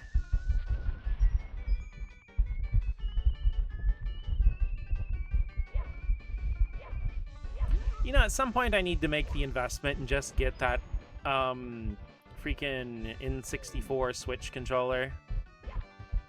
I really want to get the GameCube one, too. Fuck! Why are my wall jump skills deteriorating? Holy shit. Actually, I don't think my skills are actually deteriorating. I think it's just because I'm stressing out too much because I'm on a timer.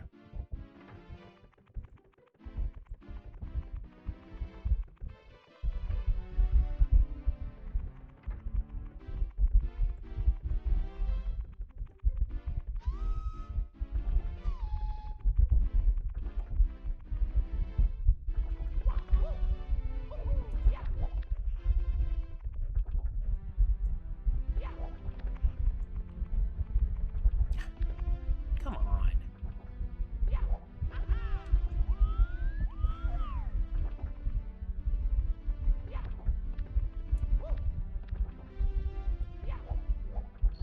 Also, fun random fact, you only really need 70 stars to beat the game.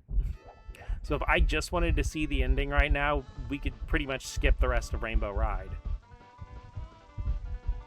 Though actually, if you want to diligently collect all of the ones from the first handful of stages, you can skip Rainbow Ride and Tick-Tock Clock altogether.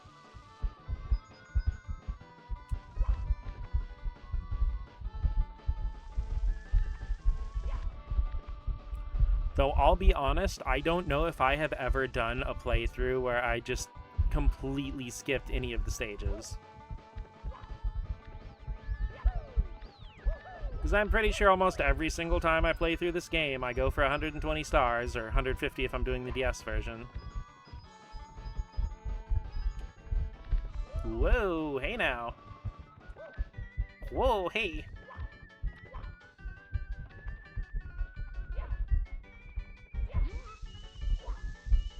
Why would you do that? Didn't even give me my coin. Come here, come on.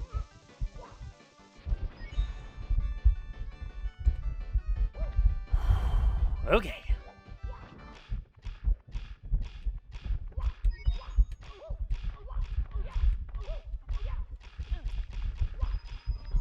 Damn!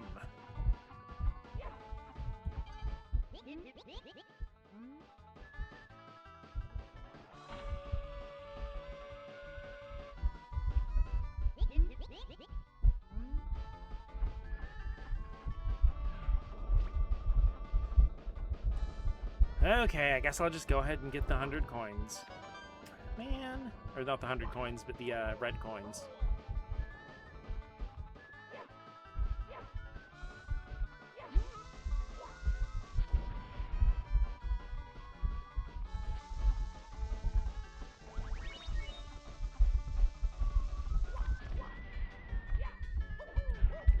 And also, unlike a lot of other stuff, I have always had trouble getting all the blue coins with that wall jump thing, because you have to basically be perfect to get up there and get all the blue coins in time.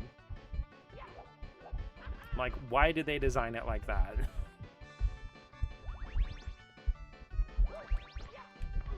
So like I said, not only do your wall jumps have to, like, be actually perfect, but you have to, I'm pretty sure you have to get all of those blue coins to be able to get the 100 coin star. Don't quote me on that.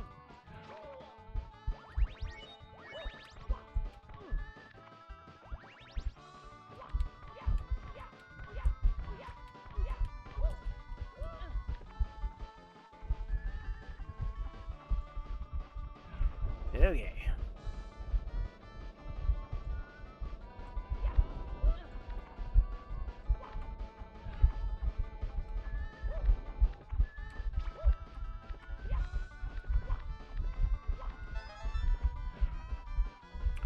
I know you don't.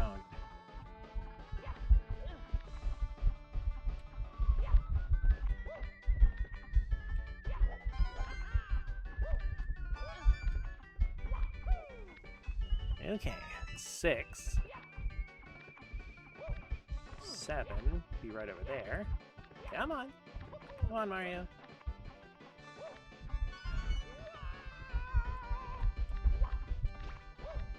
In addition to being able to, like, butt stomp like that, a lot of times you can also kick in midair to, like, change your trajectory. Damn. Can I, like, side wall jump that?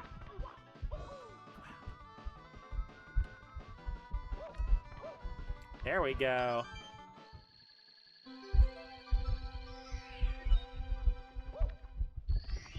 I'll just do the 100 coin star another time.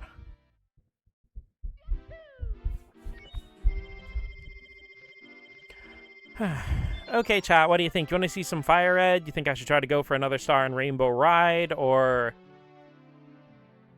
is there another game you want to see that we've been playing? I shall pass the baton to you, my cuties.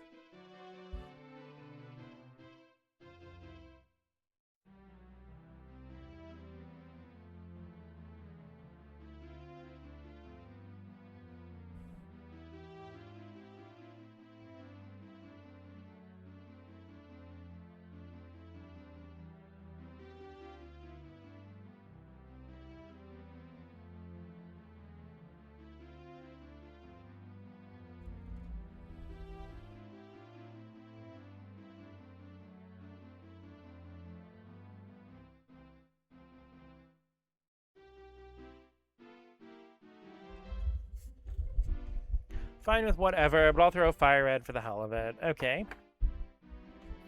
I gotta figure out how polls work on Twitch so I can start doing that.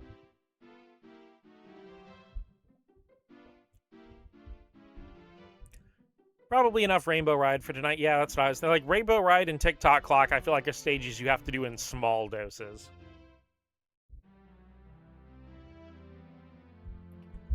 Let's go ahead and save and quit.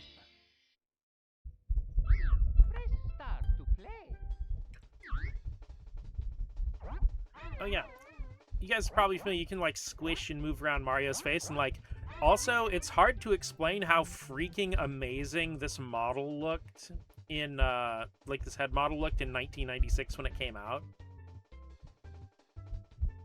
Because like nothing on PlayStation or Saturn looked this good. And yeah, obviously his head's using up all the polygons, that's why it looks this nice, but still. You can stick to your plan, play FIRERED. Okie dokie. Also exclusively in the Switch version here.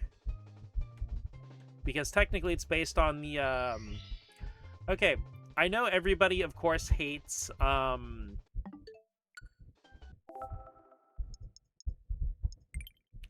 rightfully hates like the largely associated with Atlas practice of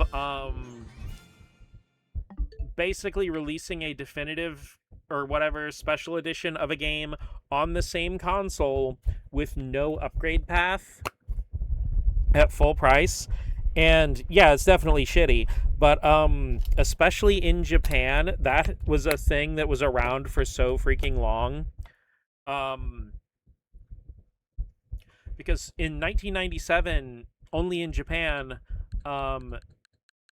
there was a version of Super Mario 64 called Shindo Pack Taio that released as a full-price game, and it was just Super Mario 64 again, but with some bug fixes and compatibility with the Rumble Pack. And that's the version that 3D All-Stars is based on.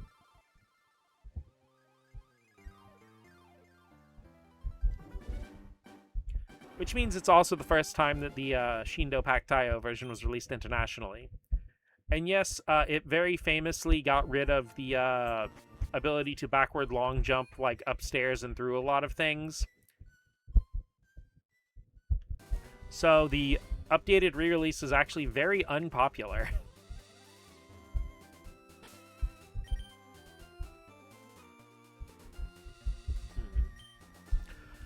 The last time we caught a Cubone... Give me just a second. I'm going to do one thing real quick.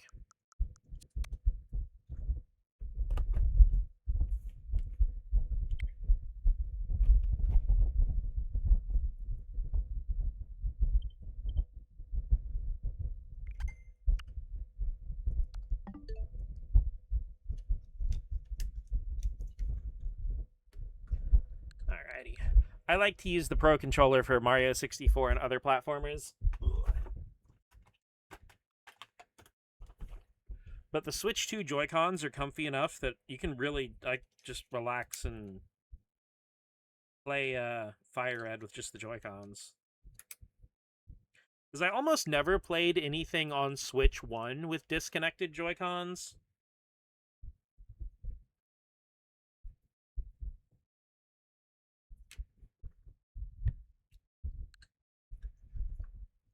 But there are a few games I'll do it for on Switch 2, because the Switch 2 Joy-Cons are honestly just such a massive improvement.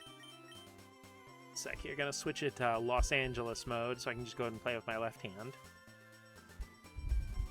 Top 10 games you can play one-handed.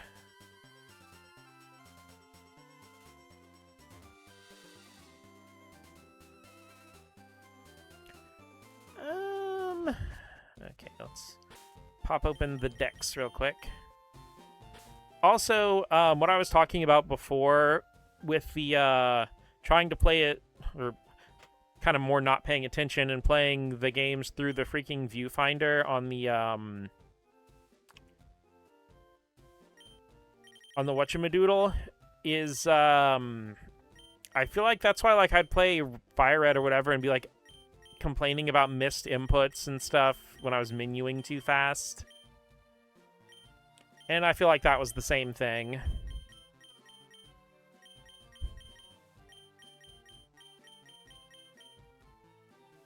That's right, Bellsprout's just leaf green only.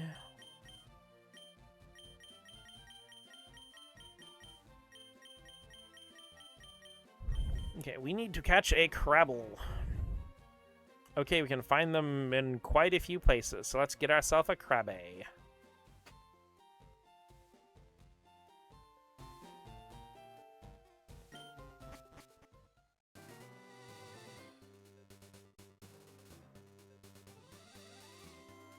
Oh, I need to change the stream information.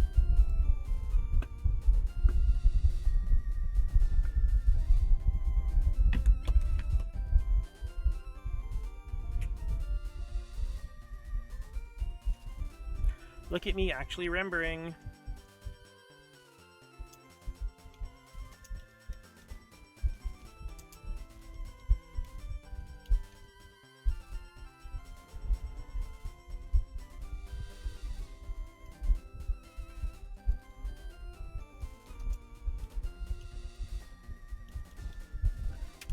Doo-doo-doo.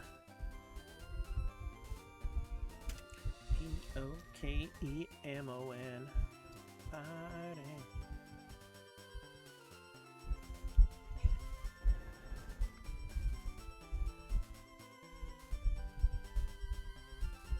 Gold star for you. It's made of cheese and everything. Alrighty.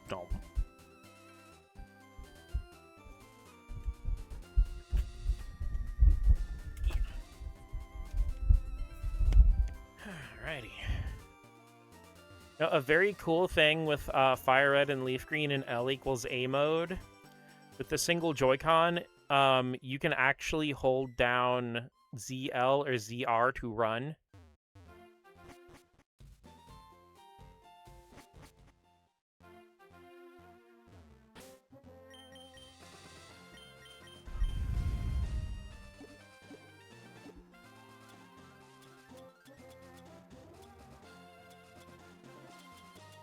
Okay, pulling out my rod. Okay, give me a sec here. It's like, while I definitely understand that all the games after Legends Arceus have more intricate and kind of Mike Modern style control schemes, I really do miss being able to play like with Brilliant Diamond, Shining Pearl, the, you know, like Sword and Shield and stuff, like, ZL and ZR were both always mapped to confirm, and it was so comfy to be able to play like that. Sorry to interrupt, I was going to go to bed. Notification, the new expansion of TCG Pocket came out. Did 11 pulls to get Dedenne EX. Awesome! I guess I'll go check it and do a bunch of pulls after the stream then. Man, I did my pull like right before the freaking thing dropped. That is crazy. Also, Alessa, my beloved. Nice. Shiny Mega Ampharos. Wow, that's an awesome 10 pull.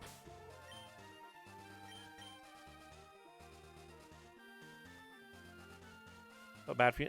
Don't worry about it. I have saved up a bunch of hourglasses because after I got all of the silver rarity cards in Paradox, you know, like the main set cards in Paradox Drive, I just stopped spending any extra hourglasses or anything on it. I mean, I will honk you. Wah. Good night again, Soda. I'm glad you got awesome pulls. And am I not in the crab zone?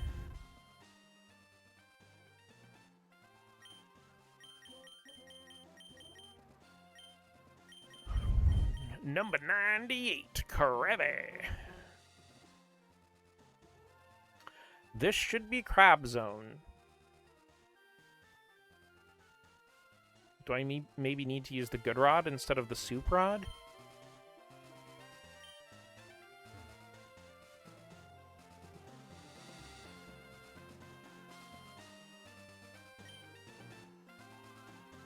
Not even a nipple. Will nobody nibble my rod? Wow. Tough crowd. Haha!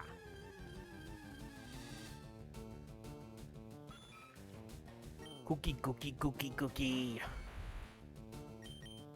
Also, 7th, I was watching back parts of my VOD for my last stream. I completely misinterpreted something you said when we were talking about the PlayStation Classic. Which, like, I definitely attribute to, like, streamer brain and things just leaving my brain the second after I say them. But we were talking about it, and you mentioned that, you know, like... Because you had sent the message in chat that, oh, it was the games most affected by it, too.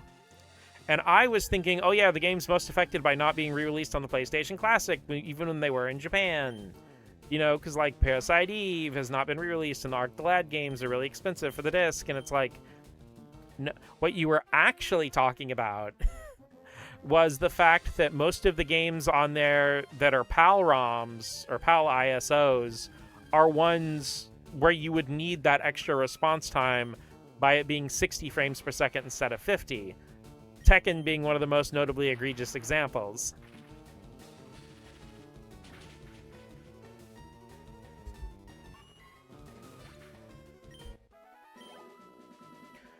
So yeah, after watching it back with like the message timing and everything, you were very definitely talking about a lot of the action games being PAL ROMs for some reason. Because I remembered that Jumping Flash on there as a PAL ROM also. And I actually played like 90% of the way through it on my PlayStation Classic. And then I just stopped for some reason. I have no idea why. What's a girl gotta do to get crabs around here?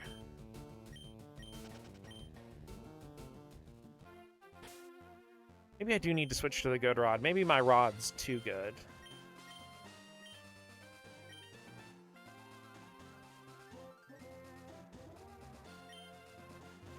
Also, fun Nintendo Switch fact.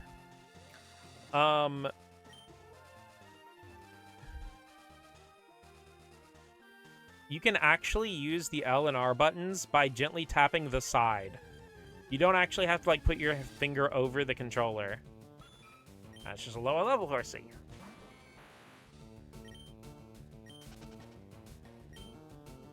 Which is more than likely a little bit of ingenuity added in there for when you're using it in mouse mode, but it's also really comfy when you're playing a game like this.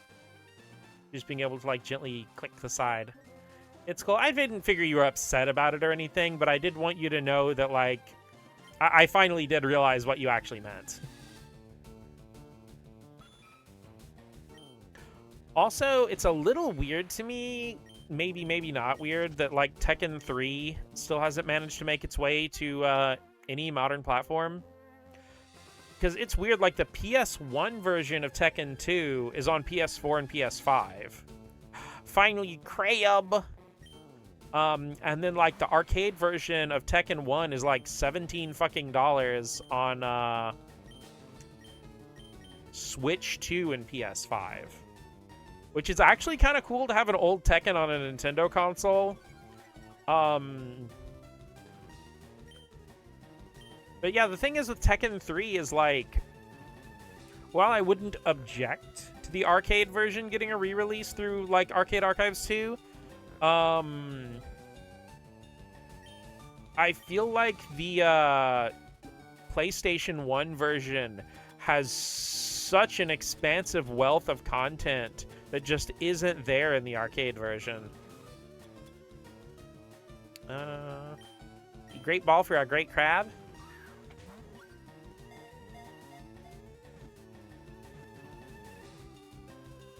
Wahoo!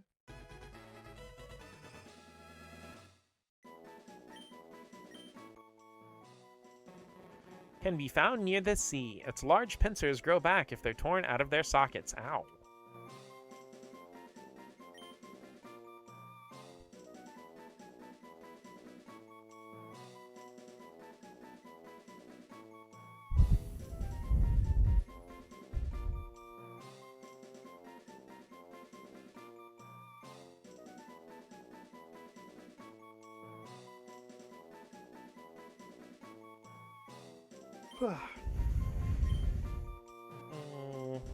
Oh, wait, I got it.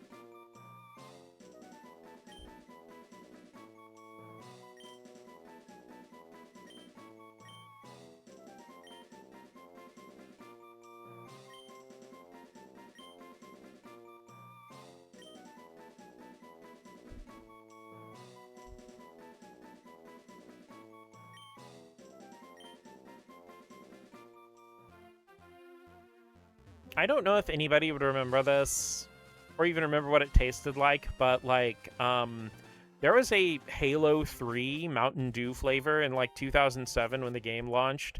I think it was, like, called Mountain Dew Game Fuel or something, and it was really freaking good.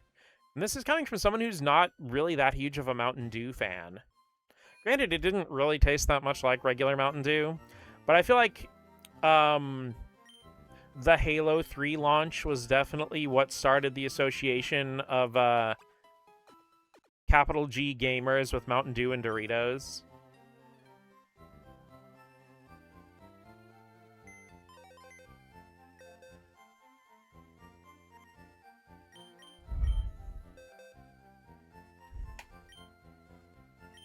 Never tried it, but I really liked never really liked Mountain Dew much either. I gave it a try for the novelty because, like, in 2007, I feel like it was still novel, at least in North America, for a video game to have that big of a marketing push and budget. So I mostly bought it for, like, the novelty of collecting the bottle. And just, you know, this thing in history where, ooh, a video game is actually so big that it's getting its own Mountain Dew flavor. Even though I'm not really that much of a fan of Halo. I don't hate it or anything, it's just in the not for me category.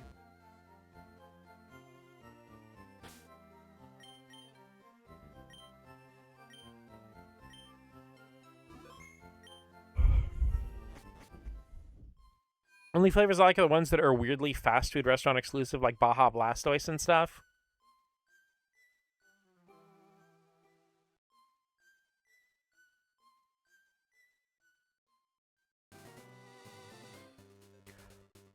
So you don't have to play the game to drink the branded drink, but my brothers were never really into Halo or any other kind of big name shooters, so we probably had no idea that existed. Yeah.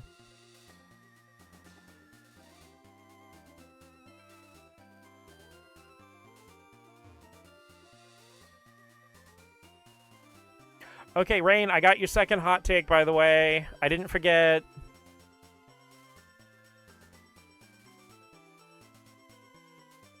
And this one's going to be a little bit more of, like, a positive hot take, but, I think the original Xbox Controller S is absolutely fantastic and does not get enough flowers.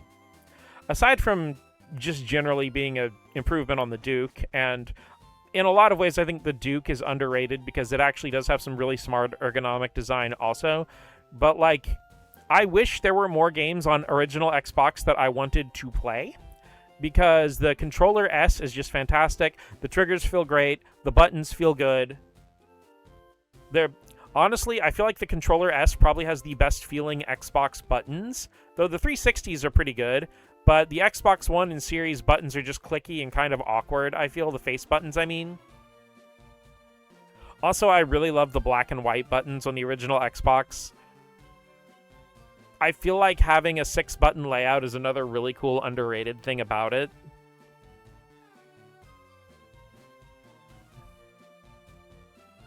Even though most games that were multi-platform on original Xbox use the white and black buttons in the place of the L1 and R1 buttons would be if it was on, like, PlayStation or something, which usually made it awkward because those were functions that were oftentimes much more comfortable to have mapped to, like, your fingers.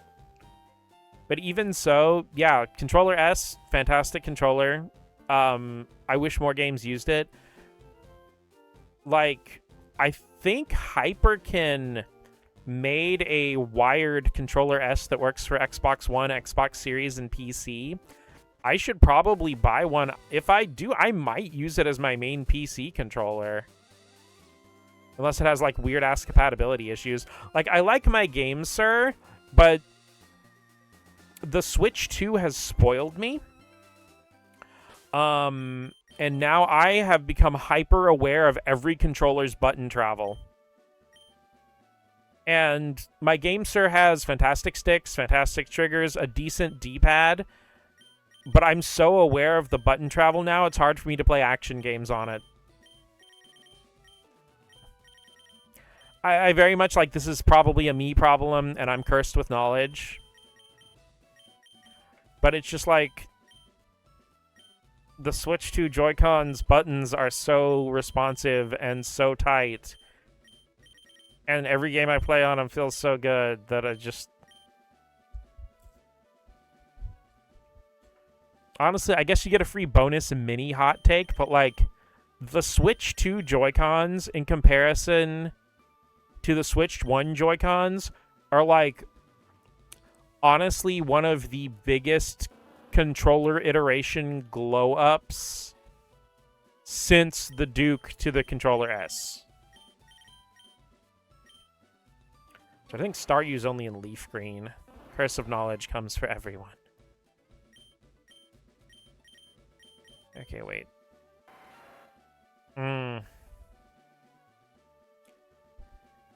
Alrighty. Looks like we're going Scyther and Tauros hunting.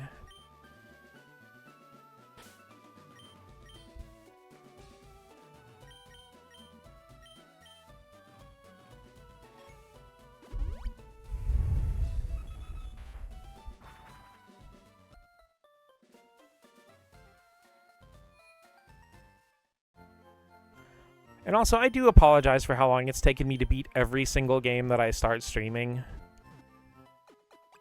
One of the big things that does kind of get me sometimes, and I hate it so much, is that, like,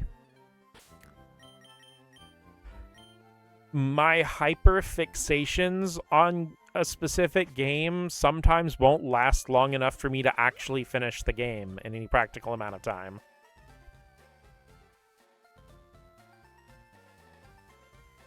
I've been trying to discipline myself, and don't worry, I have not forgotten about Jack or Final Fantasy V or any of the other stuff I've started.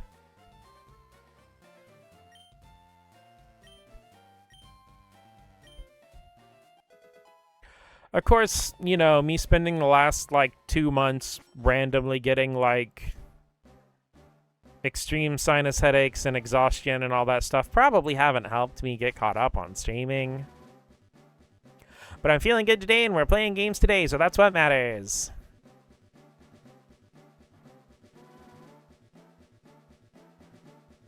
Sprinkle, sprinkle, dinkle, dinkle, dink.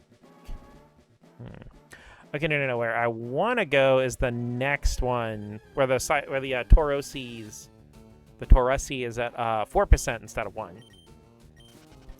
Okay, Cerebi time. Let's check where Scyther's percentages are and where it is.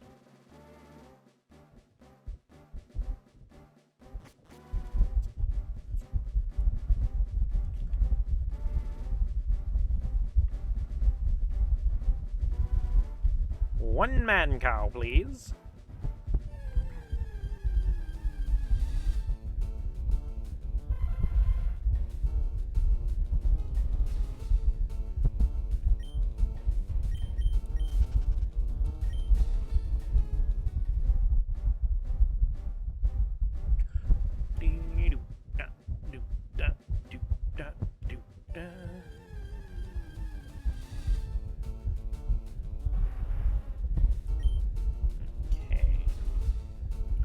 I am in area 4.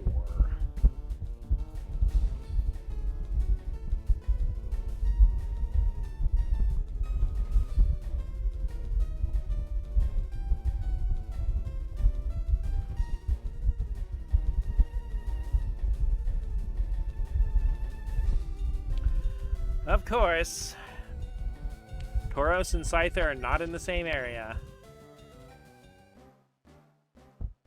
See, okay, so Scyther's in area 2. What's Scyther's percentage?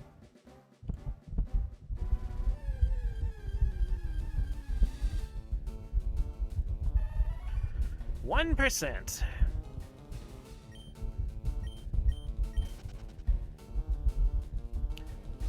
Okay, wait, so the Scyther's 4% in area 1.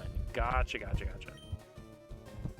Speaking of games, we're using themes of different places to change up the vibe. Yeah, I was actually thinking about this as well when I was mentioning that in Mario 64. So I'll have to go back to area 1 to get a Scyther with a decent, or to get a decent encounter rate on Scythers.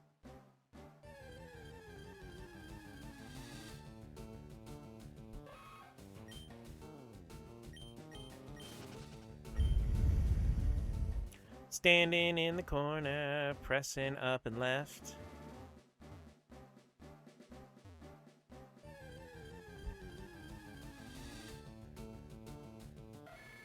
Nero Dan. Okay, so am I the only one who, like, obviously I was very Pokemon obsessed in the late 90s. And ever since. But I could have swore that that one line in the Macarena was saying the boy whose name is Nidorino. Which that's not the line, but I'm like, Pokemon mention? Because you gotta realize, like, Pokemon wasn't instantly the cultural staple it is now. It was huge, especially amongst kids and stuff back then. But, like,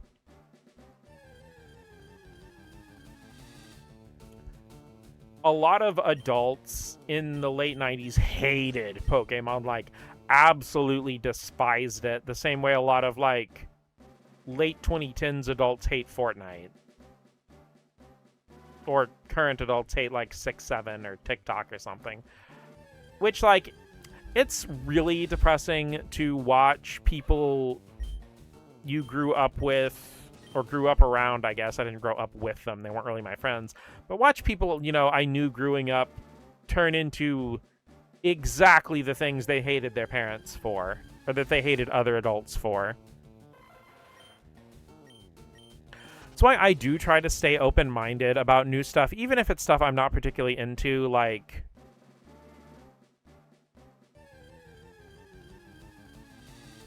I can joke and kid, you know, like, especially since a lot of people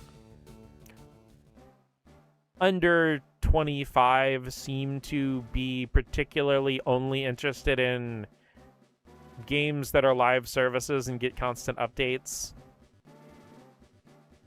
They don't have to necessarily be live service in the traditional sense, but I really feel like it's like people are only interested in basically games that go on forever, like Genshin Impact and Final Fantasy XIV and stuff like that. Which, like...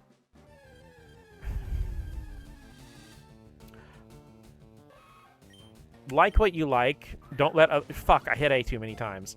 Don't let other people, dictate that or whatever. But I feel like that's a very precarious way to enjoy anything, because no matter how popular they are now, I'm pretty much all of those games are going to be toast at some point. That, and my other thing is I am very not a fan of how manipulatively a lot of the games are designed, especially the way that they take advantage of neurodivergent people.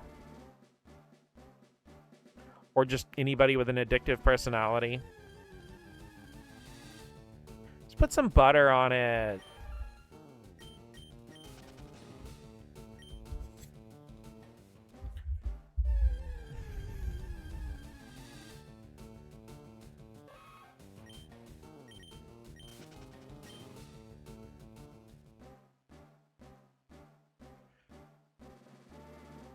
Okay, I'm getting super hungry. This is related to what you said. I'm getting there.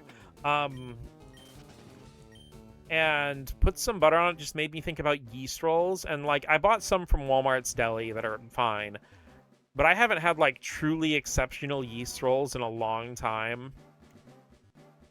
And Mom and I, when I was younger, used to go to this nice sit-down restaurant called Quincy's. And they had the most divine yeast rolls in human history. They were godlike to the point where, like, my mom would, because once again, this is going back to the 90s and stuff, but initially, if you got the buffet, which is what my mom usually got, they would just keep bringing you yeast rolls if they saw that your yeast roll basket was empty. Like, you got unlimited yeast roll refills. Basically, like, Olive Garden's unlimited breadsticks kind of thing. And my mom would be like, I know you love the yeast rolls, but you're not going to have any room when your food gets here. And I'm like, I'm the yeast roll. Blah, blah, blah, blah. Like, she stopped doing this when I was, like, obviously got, older to be a teenager and stuff and had better impulse control. But she would literally pull the yeast rolls to her side of her table after I had 3. And she'd be like, ah! And she'd be like, no, you cannot have any more yeast rolls until after you eat your regular food. And I remember one time we went to Quincy's, and I was much more tempered at that point. This is like, I think when I'm late teens, maybe my early 20s. We were at Quincy's and stuff, and my mom, like, we were heading out to leave, and Mom's like, oh, I'm going to go to the bathroom real quick, and, I'm like, okay, and I was just standing out by the door, and I'm like, she's kind of taking a while, and she came back, walked away from the cash register, and she had gotten a freaking catering dozen of yeast rolls in a box for me to take home. Cannot bogard the rolls like that. That's fucked up.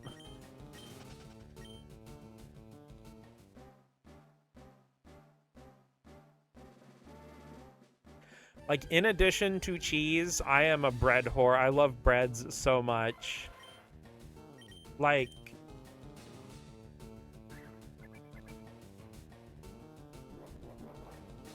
it's so difficult for me with a lot of foods to eat anything, but, like, I have encountered very few breads I do not at least enjoy to a degree. But, like, no yeast rolls have ever come close, Taurus, to Quincy's for me. And after God damn it, the dog fucking ran away. Wait until you hear about dishes that involve bread and cheese. You can do that? Yeah, the dog fucking bitched out on me. But no, like, in 2021, Mom and I were going back to, like, the little, well, it wasn't really a town, it's like city kind of that the Quincy's was in, to pick up something from, I think, a fabric place, because she wanted to work on something. And she was like, you know what? We should go to Quincy's. And I'm like, hell yeah, Quincy's. And we went there, and it had been shut down. And apparently we looked it up, and it got shuttered during COVID. Give me some fucking cheesy garlic bread. That is the most asexual thing you've ever said.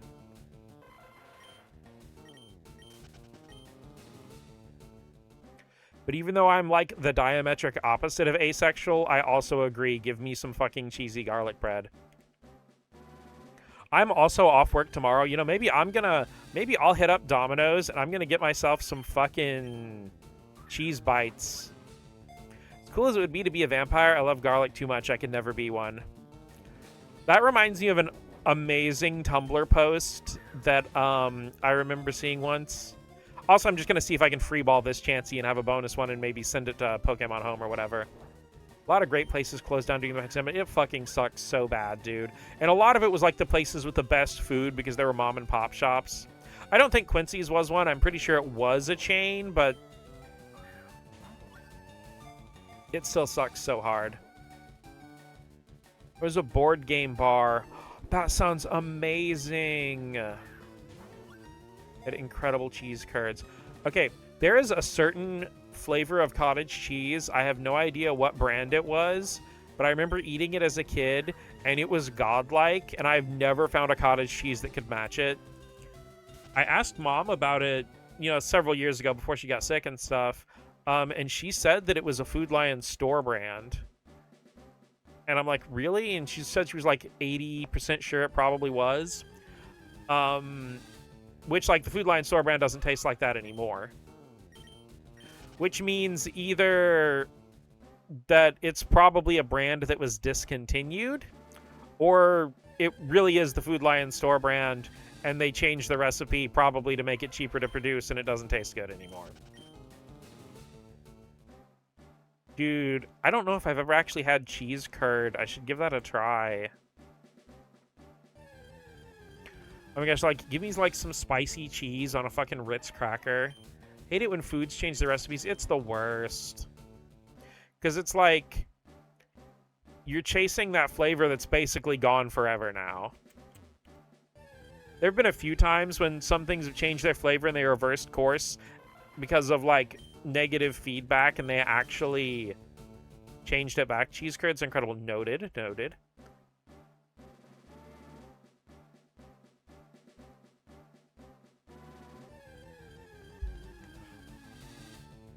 Also, I don't know if I ever mentioned it to anybody besides Maddie, but I do have a working refrigerator now. It's a bit smaller than my older one, but I don't really need a whole lot since I kind of live by myself anyway. But it holds all my cheese and it holds my soda.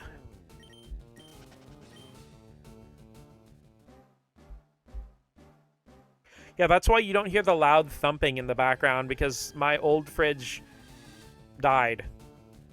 Which is not surprising, putting everything together in hindsight, because it was probably on its dying breath and it was thumping that loud.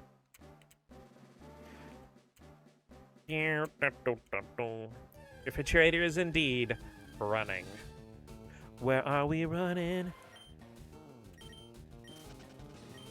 The two food groups, cheese and soda.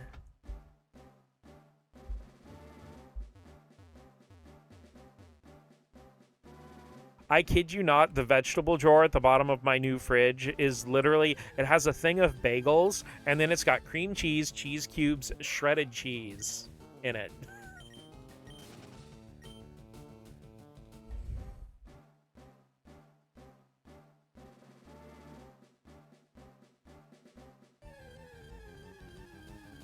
My favorite veggies.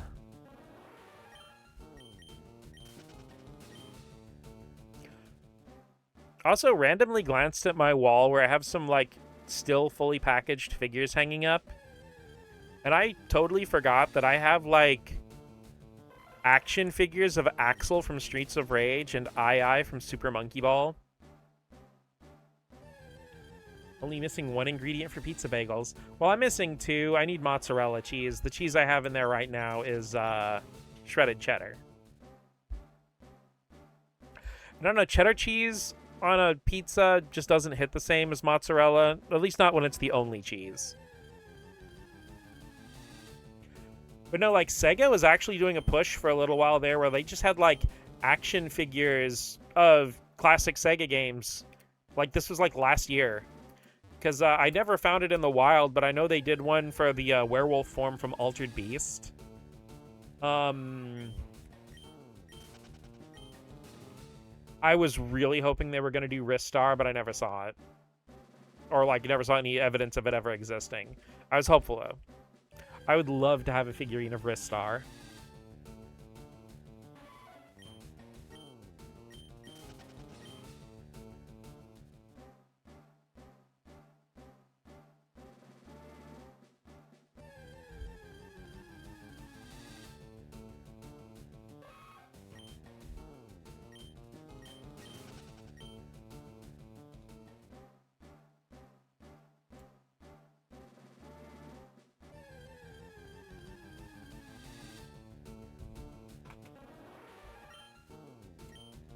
I think Ristar was one of those games that was just cursed with unfortunate timing. Because it came out in 1995 on the Genesis and Mega Drive. And, like, I don't remember the exact date. If the, I know in Japan, the PlayStation and Saturn were already out. I don't know if they were in the US when Ristar came out. But it was pretty darn close if they weren't. Okay. Get in my ball.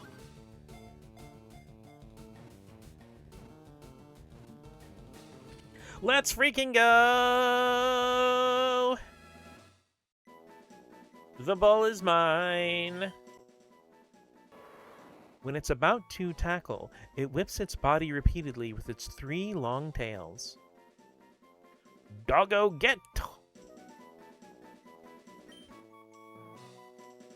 Somebody had a really good nickname for Tauros, and I've already forgotten it. And before anybody says it, Red Bull's already the nickname of my Dodrio.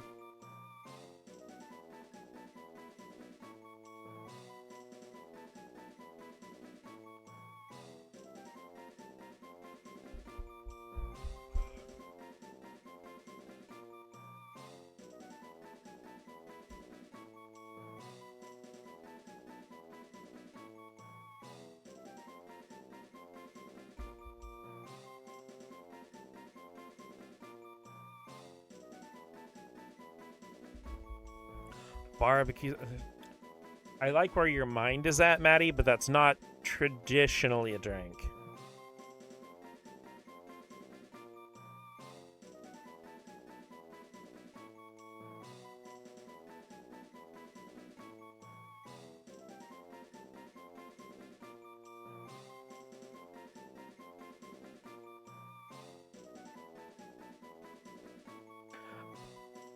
Okay, I will compromise with you.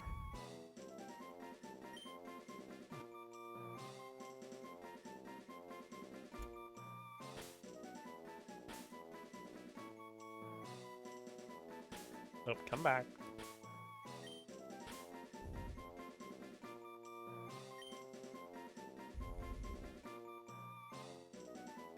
Drink if you're not a fucking coward.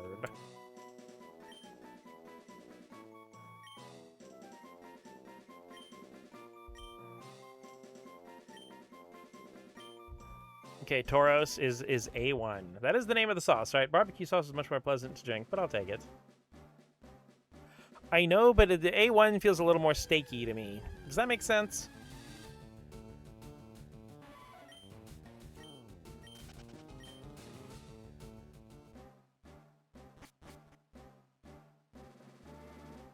Yeah, I think this is actually Area 1. Let me double check the Cerebi map real quick.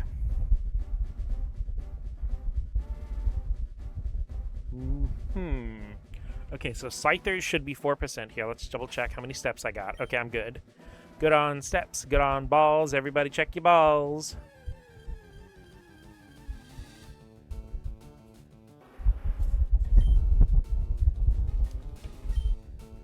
Whoops.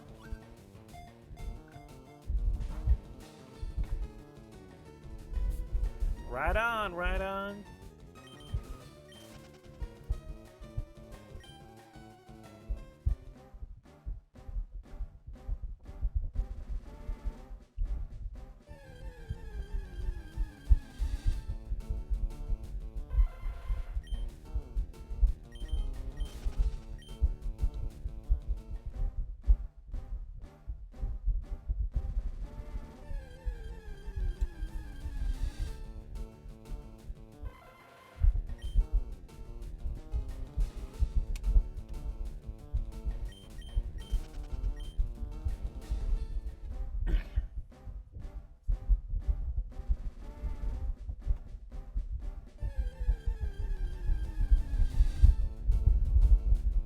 Oh, also really fun thing.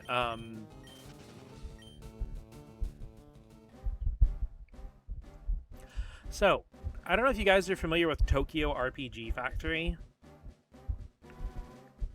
but they were a short-lived group in Square Enix that basically focused exclusively on making like modern throwback RPGs. I think they only really did 3 games, which were I Am Setsuna, Lost Sphere, and Oninaki. Setsuna and Lost Sphere are both turn-based, and like these games are like the real deal though, because they've got like you got world maps, turn-based combat, you know, charming characters and stuff like that. I haven't really played much of Setsuna, but I actually got Lost Sphere on PC a couple months ago, and I really was smitten with it. It was a lot of fun, but the PC port, maybe I'm doing something wrong because I'm not as familiar with PC gaming, but the PC port was kind of booty. I got it for pretty cheap. I'm not too sore about it, but it had really bad VSync issues and stuff. And it doesn't really have any PC options aside from like the resolution and the option to like show either like keyboard or gamepad emblems when you're playing. So it very much feels like an afterthought PC port, but I actually found a sealed copy, a PAL copy of it on eBay for like $20. Which just arrived today, and I'm very happy. The PS4 version has none of the issues of the PC version. So I am very happy to have a very nice, shiny version of Lost Sphere to play. It's also on Switch. Honestly, all of Tokyo RPG Factory games feel like they were made with the Switch in mind. They very much have a lot of like 3DS, PlayStation Vita kind of energy. I mean that as a compliment.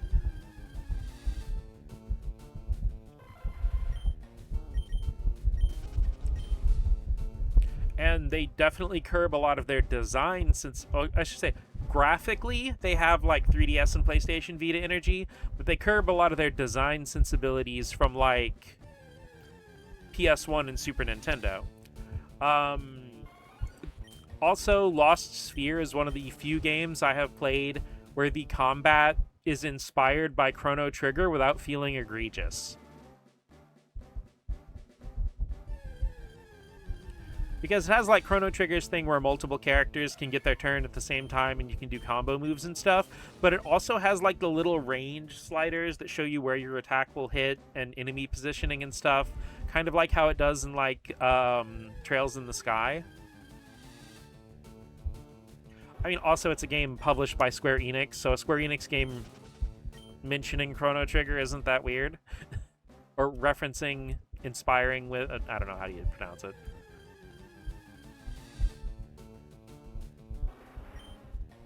Setsuna is pretty Chrono Trigger-like as well. I really want to play Setsuna also. I was surprised how inexpensive Lost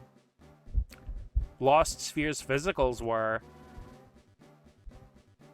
Because honestly, I think the biggest issue a lot of people probably have with Setsuna, Lost Sphere, and Oninaki was just an issue Square had in general until like the last 2 years. I'm not saying they're not worth their MSRP. I'm saying their MSRP they had was a bad look, because all 3 of those games came out at $49.99 on PS4 and Switch, looking a lot like they were Vita games. And I think just knocking the price down to $39.99 would have like drastically increased their reception positivity. I don't think any of the games particularly sold well, because I'm pretty sure, like, I'd have to go double check on this, so don't 100% quote me on it, but I'm pretty sure Tokyo RPG Factory just kind of got dissolved into other teams in Square Enix. Well, from what I understand, isn't Setsuna also, like, really short? like really short and also covered in snow. Paid $50 for it at launch, wasn't worth it. I mean, Lost Sphere, from what I've played, about 10 hours in, it has a lot of variety of locations. The combat's really fun. The characters are super charming. I've paid a total of a little under $30 for 2 copies of it. But like I said, I saw Switch copies and stuff, physicals, hovering around the 30 to 35 range. And most of the PS4 copies were like 24 to 20 or 24 to 30. Like I said, the fact that I grabbed a sealed copy, though weirdly enough, NTSC, like the ESRB PS4 copies are like $70. So maybe the PS4 physicals just got a short print run. But like I said, the PAL version I got was $20 sealed. And I don't think any of the other ones were sealed, but they had other PAL copies floating around the $20 range. So I honestly think for a $20 game, Lost Sphere is definitely worth looking at. Also, both Lost Sphere and Setsuna came out at times when it was much less common and popular to just have a throwback RPG just available. Tried Lost Sphere's demo on Switch 9 years ago, so I couldn't really get into it. It's understandable. It's weird, because I remember I also played the demo probably around that same time frame, and it didn't stick out to me, but when I bought it on a whim on Steam, like, it totally grabbed me. I, like, was charmed by it and everything. Could just be a difference in where I was in life. All kinds of different stuff.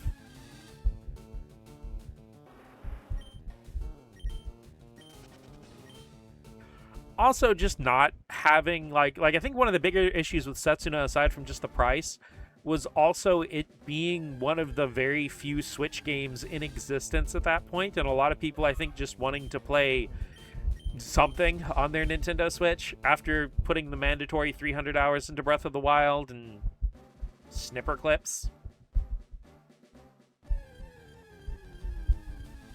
I'm not hating on snipper clips or anything, I just feel like it's completely forgotten at this point.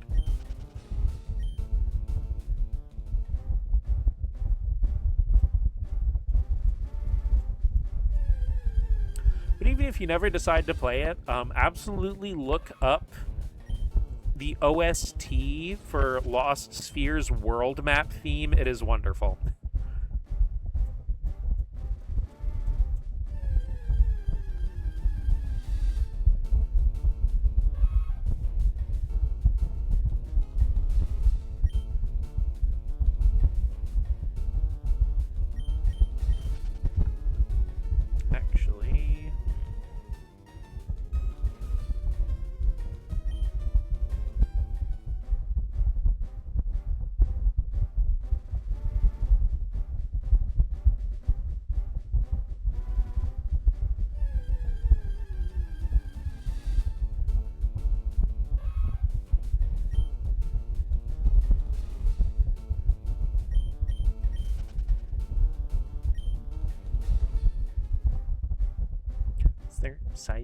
Scyther, please give me a Scyther.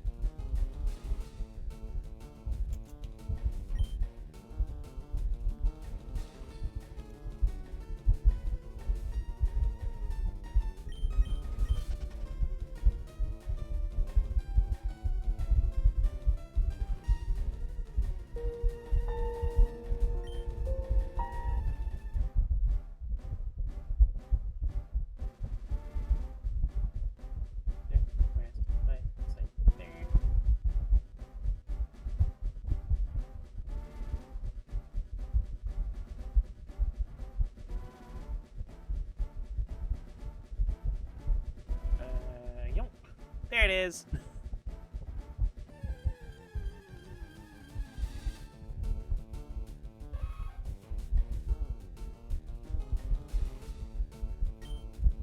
I mean, in general, it's OST. It doesn't really have a whole lot of like kicking danceable tunes, but in general, it's very comfy OST.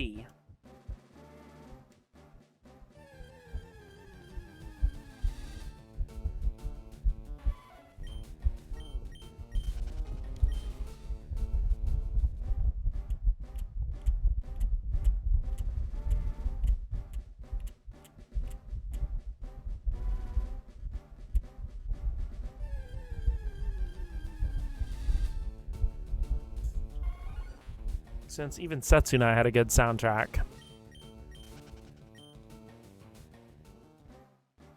Like I said, I do want to definitely get and play through Setsuna as well.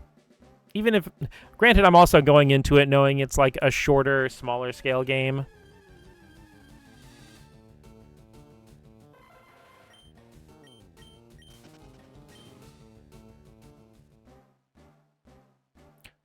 Though, again, like I said, even coming out of somebody who enjoys Lost Sphere a whole heck of a lot, I feel like maybe Setsuna should have been like $29.99 and Lost Sphere like $39. Because I hate to say it, and even I can be a little bit guilty of it sometimes on impulse before I catch myself. I feel like in general, a lot of people really do judge how much a game should cost based on its graphical presentation.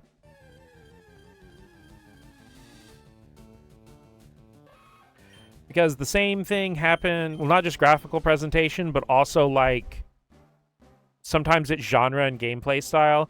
Because while I do think that what the Xbox 360 and PlayStation 3 generation did for indies was amazing by making games just, you know, available digitally so you can self-publish and everything, I feel like that did a massive amount of damage in extremely devaluing 2D games and games of certain genres. Here, Rain, if you're still in chat, you get a super bonus hot take. You can consider it your reward hot take for having to wait on that other one for almost a whole week.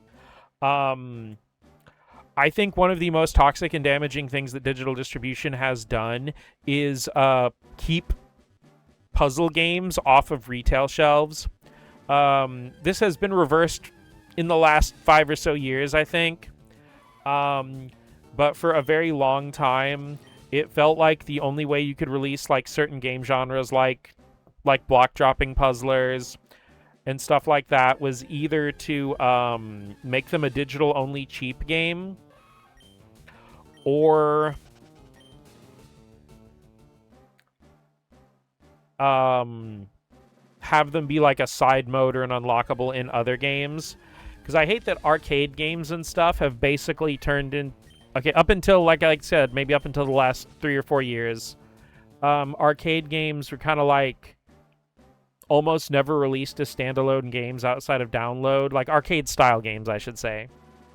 You know, ones focused on more fast, satisfying fun, like the cruising games and stuff like that, were almost never normal retail releases. You know, they were just things in other games. Because I feel like it's a combination of digital distribution, and also just like...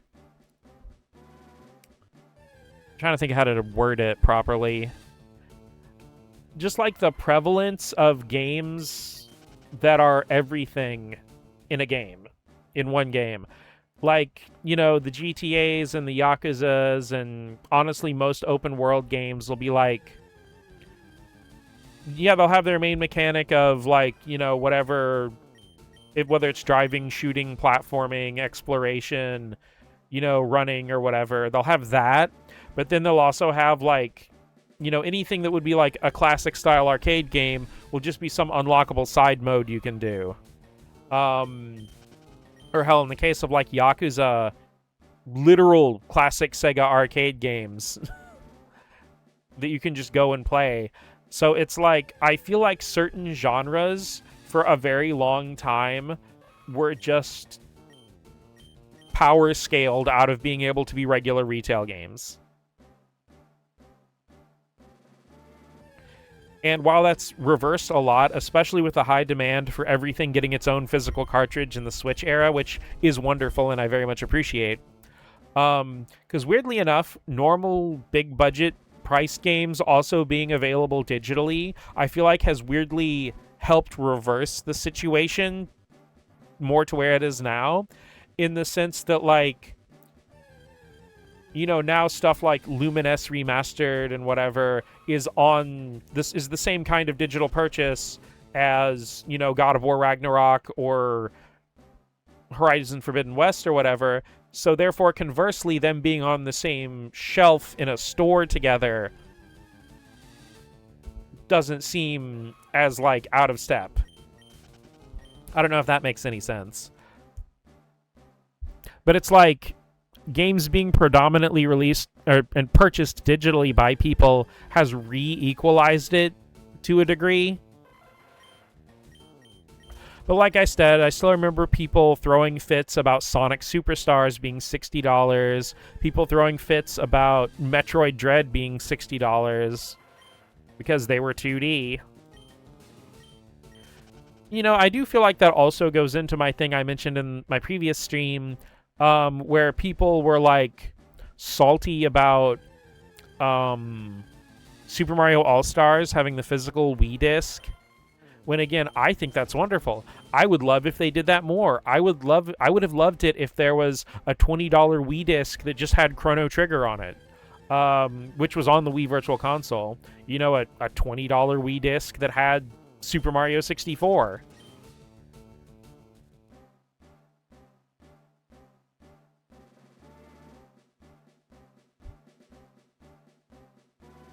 It always makes me sad that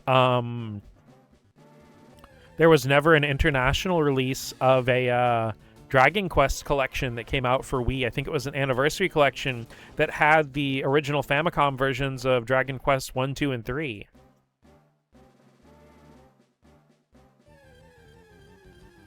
Because we did get a few collections like that. I love the Kirby's Dream collection for Wii that has, like, I think it's got Kirby's Dream Land 1 and 2, Kirby's Adventure, Kirby's Superstar. It's got Kirby's Dream Land 3, and then I think it has Kirby 64. Plus, it's got, like, some bonus... it has a bunch of, like, bonus challenge missions that are... basically their DLC for Kirby's Return to Dreamland. Think I'm gonna shower and go to bed. Haven't gotten good sleep in the last few nights. Good night, everyone. Good night, Rain. I'm probably not gonna go too much longer anyway. Pretty much every platformer entry up to 64. Yeah. Scyther. Scyther! Be my Scyther. Be my Scyther.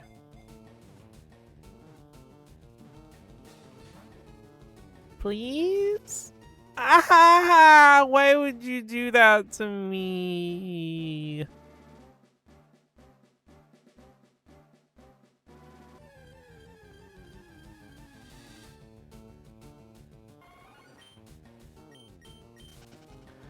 Okay, steps check. But yeah, Rain, I hope you have a very good, comfy, relaxing sleep. The kind of sleep where you wake up, like, super duper stiff because you were comfy and in the same position all night.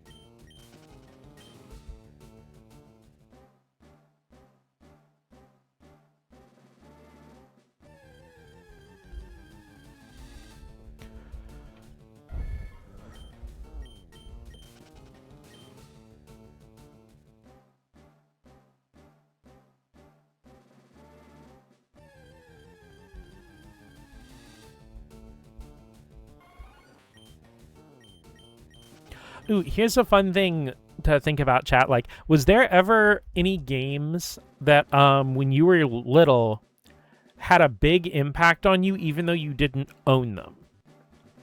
Like, it could have been one you rented, it could have been one that you always played at a friend's house.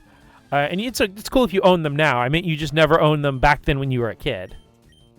Or at least, like, you didn't own them when they were originally having the big impact on you. You might have got them, like, a year or two later for, like, a birthday or something.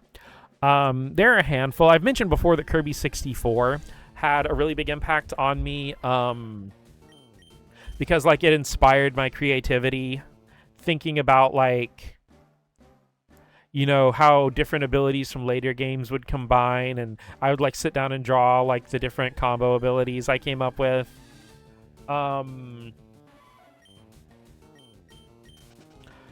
But a few other ones. Legend of Legaia was one I rented, and that game has always lived like partially rent-free in my brain ever since. To the point where like I remember being little and a friend of mine and I playing outside in our yard, and we came up with our own animals to be our Raseru, and like our own fighting styles and stuff, which was all goofy kid stuff. But like I even remember that the Raseru I came up for myself was a turtle, which wasn't one of the ones in the normal game, because we were trying to make sure we came up with animals that weren't from the characters in the original game. And I did not own Legend of Legaia, like, myself until I was in my 20s. But even then, I never stopped thinking about it.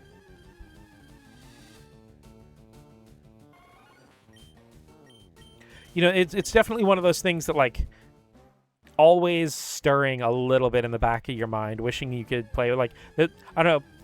It's hard to explain, but there's a certain really spiritual element about Legend of Legaia. Just like the entirety of the game itself. Like, there's something in that that's very specific to it as a work of art that even its sequel didn't really capture. Though from what I understand, Legaia 2 didn't really have much of the original staff nor the original creator on board.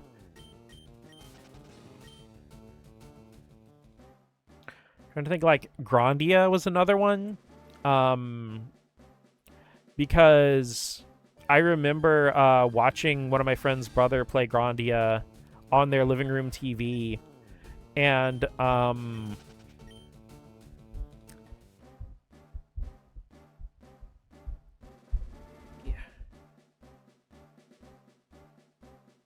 then like when I was looking through the instruction manual and just like enamored by the character art, and when I went home I tried to like I kind of came up with my own Grandia inspired characters.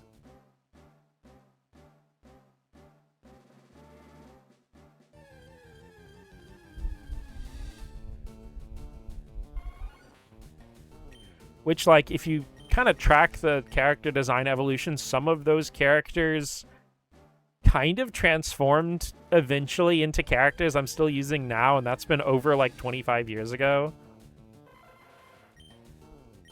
Like, characters for, like, you know, my current projects I'm working on and stuff.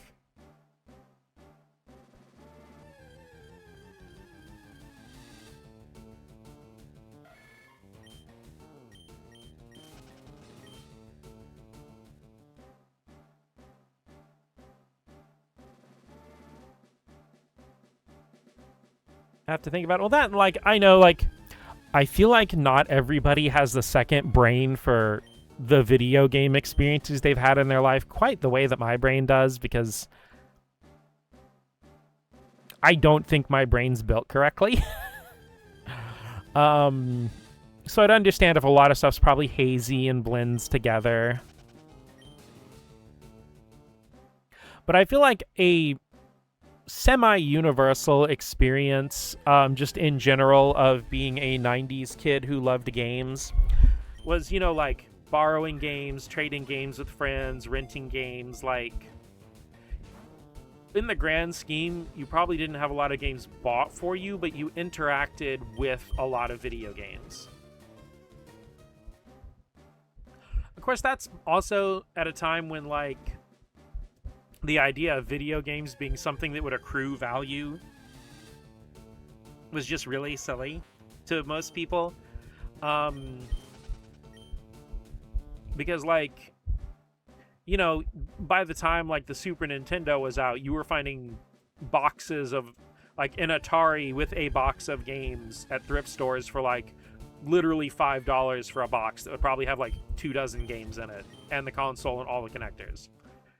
You know, and once again, by the time the PlayStation was out, same kind of $10 box was at a lot of thrift stores and yard sales. Hell, like, there were yard sales where you'd go there and be like, hey, like by the time just the PS1 was out, so less than 10 years later, be like, hey, is that a Nintendo? And they'd be like, oh, yeah, and show interest in it. They'd, like, slash the price, and they'd be like, here, you can have this with it, too, and this thing, too. And then they'd, like, throw a Genesis controller in there because they don't know anything about the thing they're selling.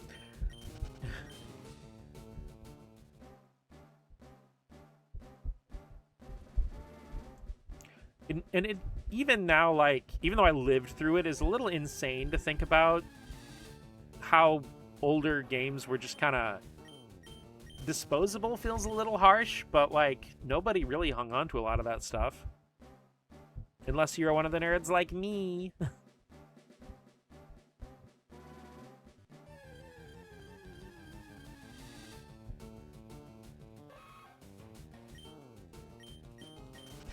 So it was funny, like, in the course of maybe, like, 5 years, it would be... the questions went from, like, why would you hold on to all that old stuff? To being more like, oh, you still have your Super Nintendo? Oh, can I play Super Mario World? I haven't played that in so long. Definitely seen as more disposable, yeah. Come on. Be my side. Fucking hell, dude. Homie bolted on frame 1. Jeez Louise.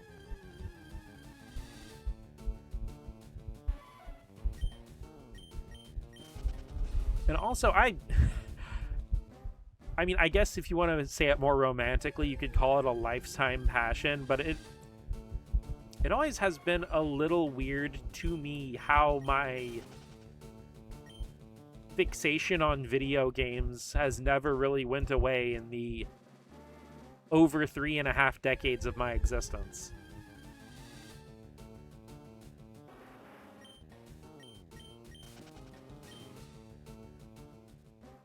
Because, I mean, I thought there'd be times... I really thought that I was just going to become a retro-only gamer after, like, the PS3 and 360 era.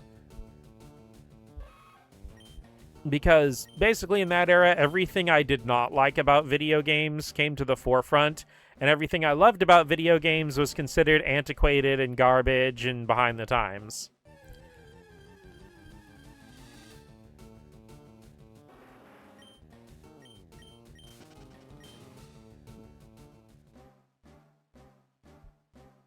But then the PS4 and Switch happened, and gaming was amazing again. And, yeah, there's a lot of shitty stuff with, like, microtransactions and studio closures and absurd budgets and stuff, but, like, as far as the quality of actual video games, it's stayed pretty freaking fantastic ever since 2017. At least in my personal opinion. Because I feel like people who say, oh, gaming's dead, gaming's over, gaming isn't what it used to be, are people who literally only play, like, online shooters. The gun and ball bros.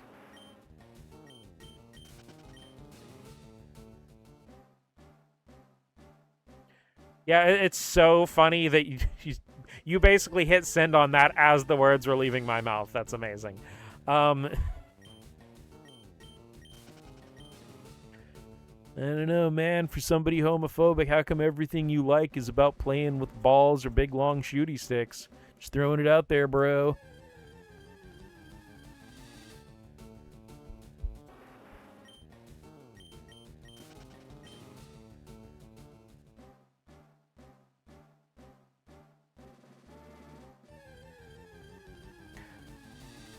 It's like, I wish I could go up to people like that and convince them to, like, please, try one Okami HD. One tiny little Metaphor Refantasio. It just a little smidge of Horizon Forbidden West. A tiny droplet of Sonic Frontiers, please. No one's more obsessed with dicks than straight men, it's true.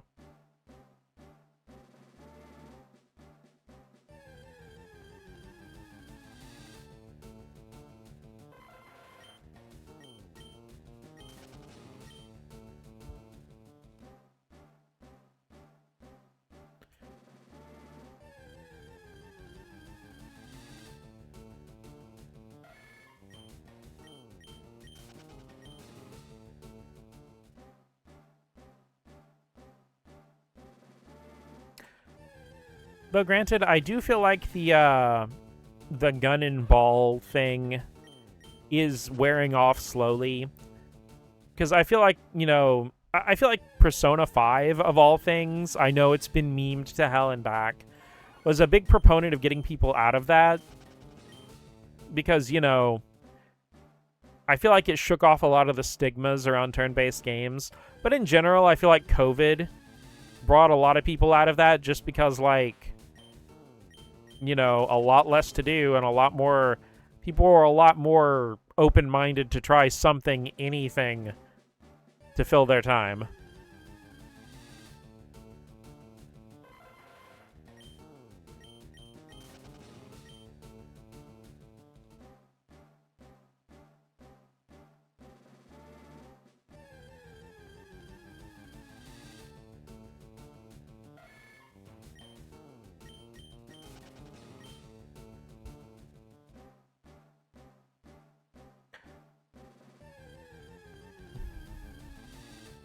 Also, random weird thing with me, as much as I love Okami, I actually don't have a PS2 copy.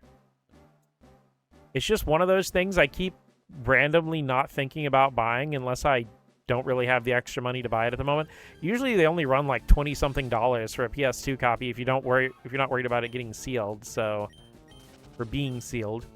Because, like, I've got it on PS4, Xbox One, and PS3, and Wii. It's also funny because the two versions of Okami I bought for Wit are two of the versions I don't own, which are on Steam and Switch. Though for the Switch version, I specifically very much want to get one of the Japanese physical copies, which has the English version on it, so... Some people trans their genders during COVID, others discovered turn-based games aren't so bad. Either way, it's a massive plus for society.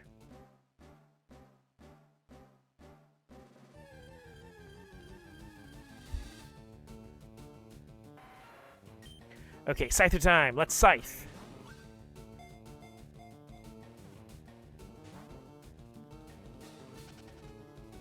Why do they run away so fast? They don't even give me a freaking chance. Scyther!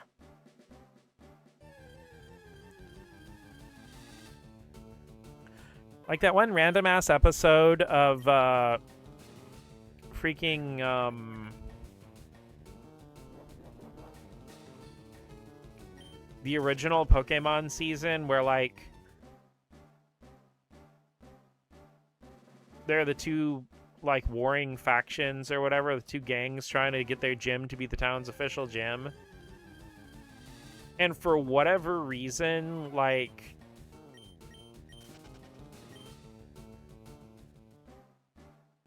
in that episode alone, they talk about Scyther and Electabuzz both going crazy if they see the color red. Which is, like, a thing that's never brought up again, despite many more Electabuzzes and Scythers appearing in the series. But, even more so, but it's even funnier, because the whole bit about Pikachu liking ketchup is from that episode. And that's one of the things that has stuck for basically the entire life of the franchise.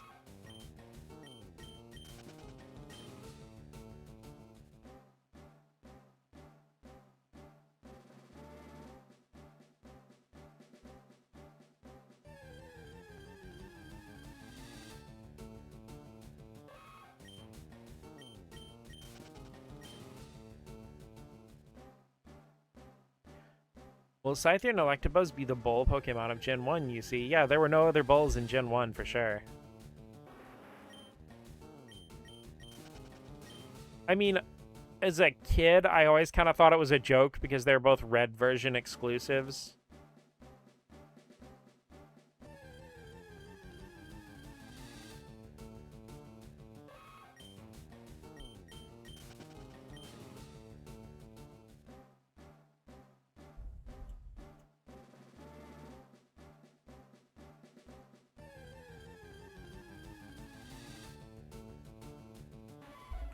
Having a lot of faith in the writers knowing that. That's true. I very strongly feel like none of the writers played the video games until, like, Generation 3. That's not a diss on the writers. I just feel like they were writing it going a lot from, like, you know, documentation and all that stuff. But I feel like especially by Generation 5, you had people on the staff that probably grew up actually playing the games.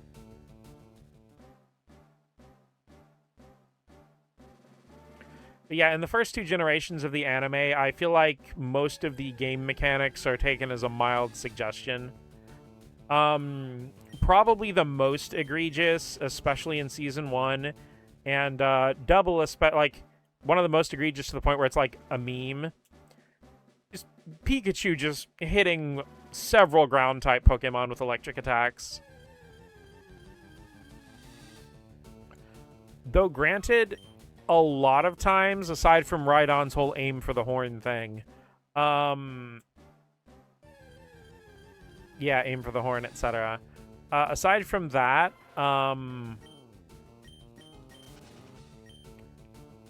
I feel like a lot of those times were the Geodude line, and I legitimately don't think the writers knew Geodude, Graveler, and Golem were ground types.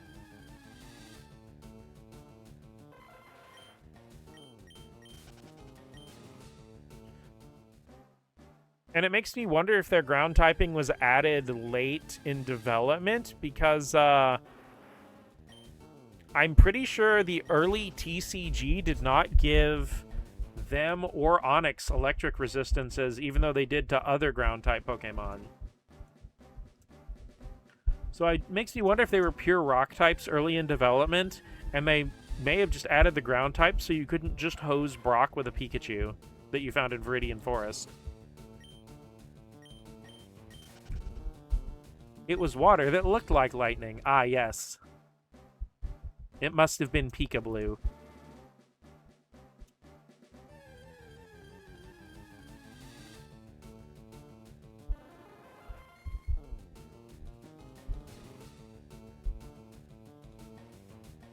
Yeah, my memory serves me correctly. I went up and looked the original fossil card for Geodude, and it has the grass weakness, but no lightning resistance.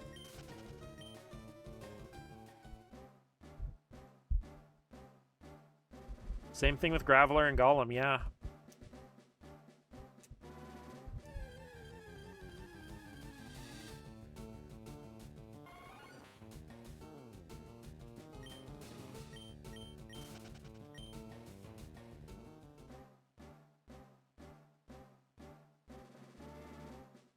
Though it is interesting to me, in Fire Red and Leaf Green only, they have Charmander learn Metal Claw at level 13, which is super effective against Rock, so if you actually grind your Charmander up, you have a fighting chance instead of just throwing resisted Embers at Brock.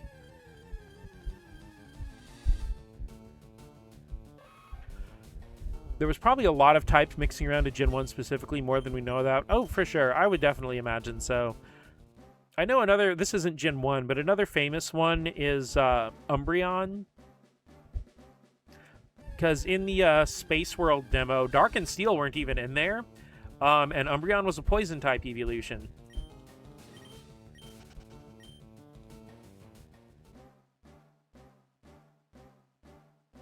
Which is interesting because a lot of Umbreon's Pokédex entries still mention it secreting poison from its body.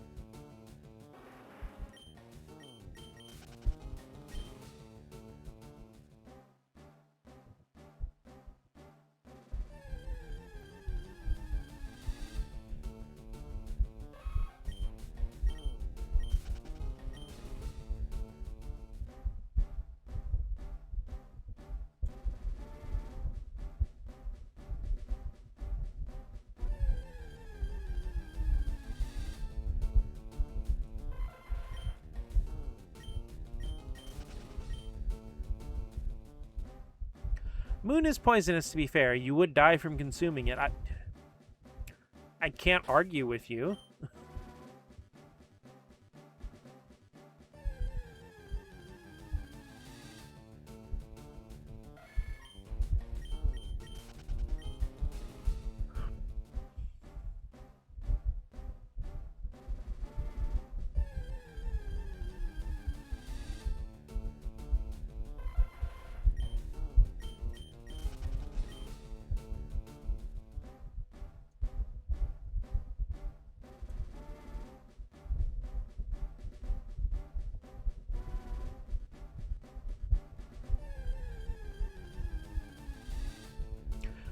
You know, also, speaking of the moon, I am a very big fan of the first Lunar game, but I have a really weird history with it because, fun me fact, I have a complete in-box copy of Lunar the Silver Star on Sega CD, and I have never owned a Sega CD in my life. The first time I actually got to play Lunar, aside from watching the same person who I watched play Grandia play some of the PS1 version, the first time I actually got to play Lunar for myself was the Game Boy Advance Lunar Legend, which I did quite like a lot. And I still have Lunar Legend. As a matter of fact, I have some clear drawers with controllers. The bottom one's got controllers. The top one's got cables and some GBA games, which, like, I can reach it from where I'm sitting, so I can just pull out the GBA games and play them whenever. And Lunar Legend is staying right at me. Hi, Lunar Legend. I have played and beaten it quite a few times. And I actually did not know until much, much later that there had a lot of drastic story and gameplay changes between most other versions of Lunar and Lunar Legend. And as a matter of fact, there are drastic changes from Sega CD to PS1 to the PSP version, which is Lunar Silver Star Harmony. So Lunar is really fighting it out with Star Fox to see who can remake the first game the most times.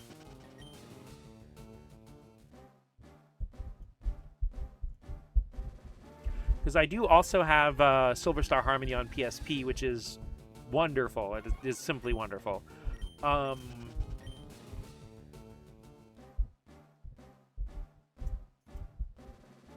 yeah, with Lunar 2 Eternal Blue, I have never played it. Granted, it has not been re-released or remade anywhere near as many times as Silver Star.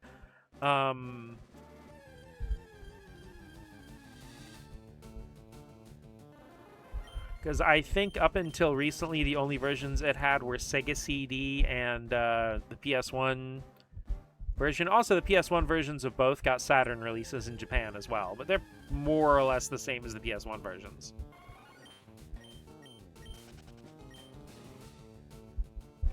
Because a couple of years ago, they actually did a Lunar Remastered collection on literally every modern platform: Switch, PlayStation 4, Xbox, PC. And it's the PS1 versions, but they had their localizations completely redone, sort of. Because originally, the Lunar games were localized by Working Designs, which, aside from being one of the best localization studios of the 90s, was by far the worst localization studio of the 90s.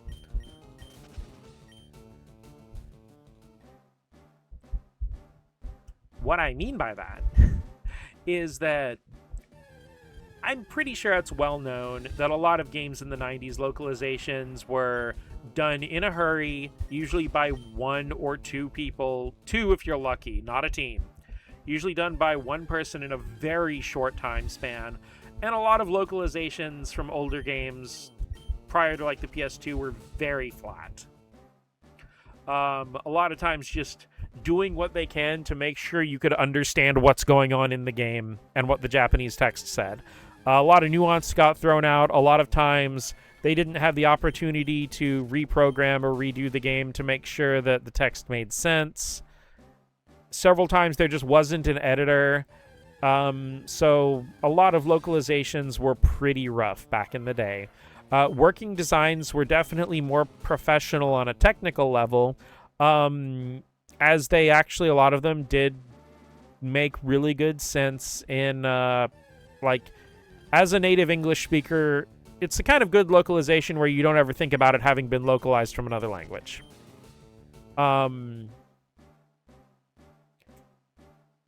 Why they were the worst is because while the people who produced the games for the market seemed very passionate about the games. The people who localized it seemed to fucking hate them. And the quickest way to express what I mean is, like, I consider Working Design's localizations as if you passed off an abridged series as the official version of a game or show or whatever. Like, wholesale characterization changes, random addition of incredibly juvenile jokes that weren't there in the original, weird sex jokes that weren't there in the original, and not like cute, funny, flirty sex jokes, like really creepy, uncomfortable ones. Complete and total reduction of a lot of the female characters to one-note characters. Lots of misogyny, random racism. I think the reduction of a lot of the female characters down is the thing that only happened once. Mostly I'm talking about side characters. But I know that I think Shining Wisdom... I don't know if it was Shining Wisdom. It was one of the Saturn games. I know one of the female characters really got her characterization stripped out pretty bad.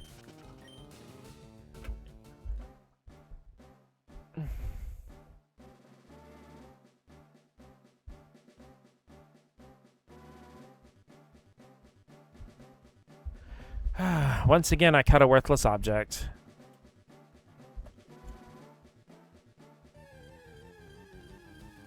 Because, like I said, I'm trying to remember if it was Shining Wisdom or Shining Arc. Or, no, it's Shining the Holy Arc. But one of those has a completely different localization in Europe. Because it was localized by Sega of Europe. Whereas the North American version was localized by Working Designs. And it's like, you know, on the other hand, though, Working Designs, if a lot of games, if they hadn't localized them, they would never have been re-released. They never would have been released outside Japan, at least not in North America.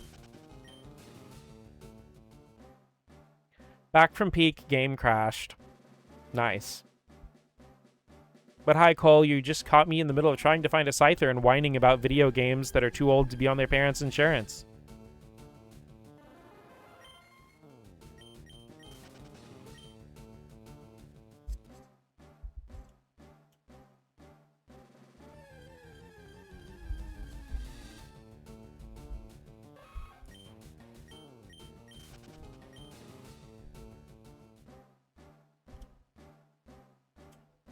Okay, next one, Scyther. Well, I've ran into, like, at least 2 or 3 Scythers, I think. They've all run away on, like, the second turn. I mean, you were close. It is a bug type.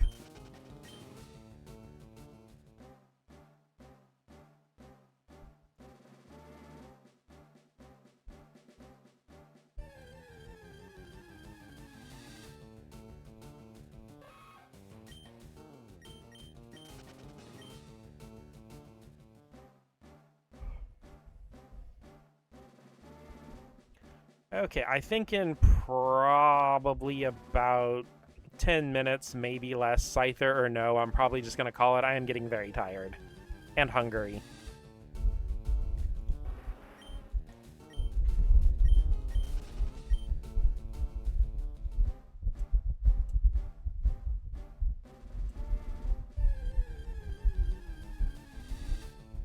But yeah, like, looping back around to what I was saying with Lunar, the modern versions have a lot of the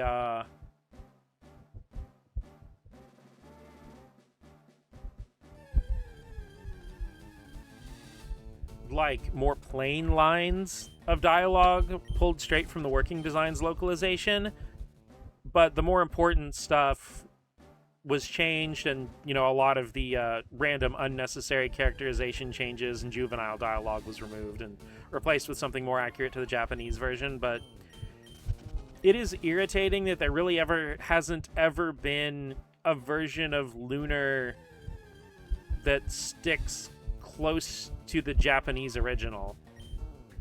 And another thing Working Designs liked to do was completely unbalance the difficulty for a lot of games they localized. Going to bed at 10 to 10:30 for the last 2 days, so I'm right there with ya. Well, I am hoping, since, you know, I have actually had a kinda sorta productive-ish day and haven't felt bad, that, you know, I can just, like,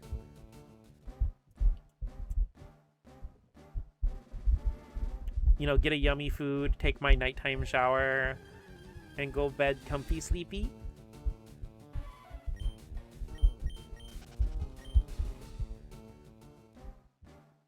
Because unfortunately, as easy as it is to just, especially on a day off, lay down back in bed and, like, just look at your phone or play a portable game or whatever, I feel like laying down in your bed for a long period of time in the middle of the day, even if you don't go to sleep, makes it harder to go to sleep later that night. Probably gonna be up for a while since I'm off work tomorrow. Nice, nice. Is your throat feeling better and stuff? I know you have the sickies.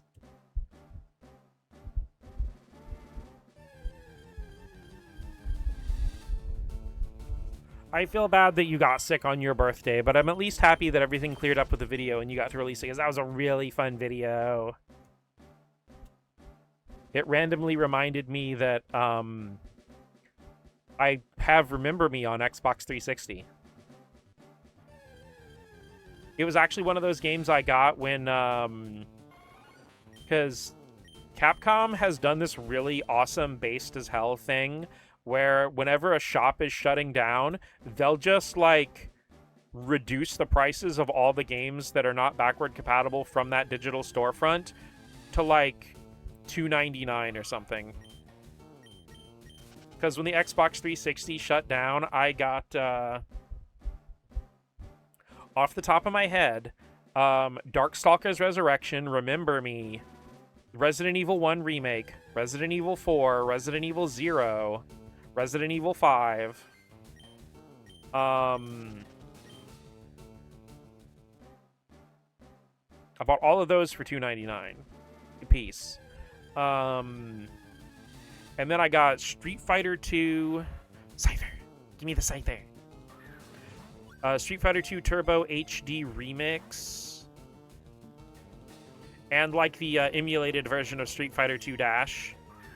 And the Street Fighters were actually down to, like, $1.49. Oh, come on. Ah! Had to buy it for the video. Scyther, why you gotta scythe me? Ah, shit! I dropped my mic. Scyther, why you gotta scythe me like that, bro? Why would you do this to me? How could this happen to me? The mic fled, too. I guess my microphone is also ready to go to bed. Okay. I'm just gonna run laps around the grass, and when my timer runs out, go to the Pokemon Center, save, and we'll call it. When he screams about Ding Dong over the speaker.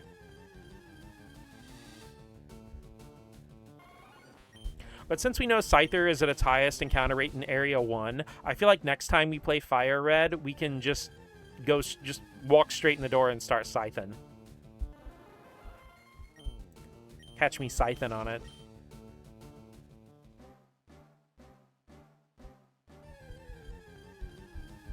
So, 7th, you gonna have your 100% maximum Platinum Trophy Remember Me playthrough on stream next time?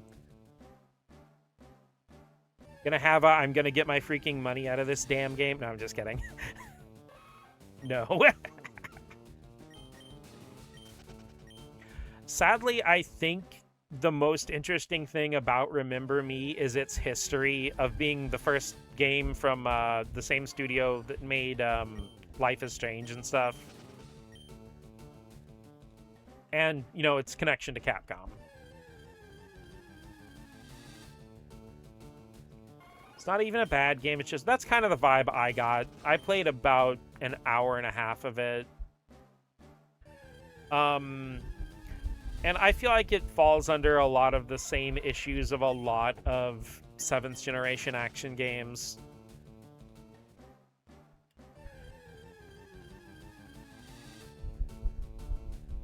Where, like, they don't want to push the action too far because everybody's stuck on realism. Quotation marks.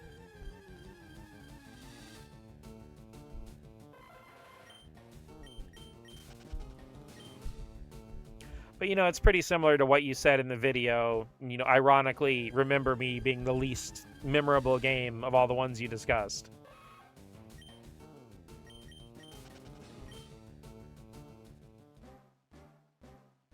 I always do wonder if games like that, how different they would have been if they had gotten their original publishing deal. Like, you know, would there have been more differences in Remember Me? Maybe it would have been a little bit of a stronger game if it had been a first-party Sony thing, or maybe it would have gotten more budget. Because I do remember, like, somebody who worked at Sony was in an interview. I don't think they work there now. I think it was after they quit, or retired or whatever. But, you know, they asked if they had any regrets, and they were like, yeah, not keeping the Souls series PlayStation exclusive. Because, you know, Demon's Souls actually didn't really perform that well. Dark Souls was the one that really kicked everything off. But I feel like the reason that Souls got popular was because Dark Souls was also available on Xbox 360. Because I feel like it's very easy to miss it now in the current video game climate. But back in the 7th generation, having your game be on Xbox was very important. Because for a lot of people, like, oh, there's the ding-dong. For a lot of people, Xbox 360 was their main console. And then they also just had a Wii lying around that they didn't actually play any real games on. They just played Wii Sports every now and then, and maybe New Super Mario Bros. Wii if they were feeling spicy. Okay, to the Pokemon Center we go. That's not a diss on Wii Sports or New Super Mario Bros. Wii.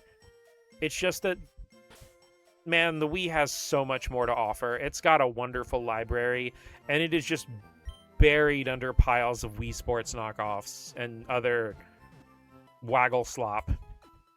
And I'm not using the term slop lightly, the way most people use it to describe anything they don't like. I mean, a lot of that stuff was real deal, actual slop. So let's switch it back to regular LR mode.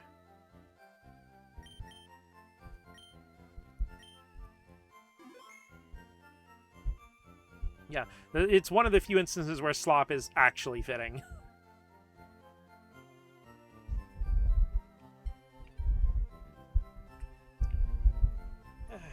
Alrighty. I think I'll yap just a little bit while everything winds down. Go ahead and put my sick beats back on. Where'd my sick beats go? Like we can listen to the Lost Sphere. I'm trying to think here. Wait, that's the title screen theme. Oops, I linked you the wrong one, 7th. I'm sorry. Please forgive me.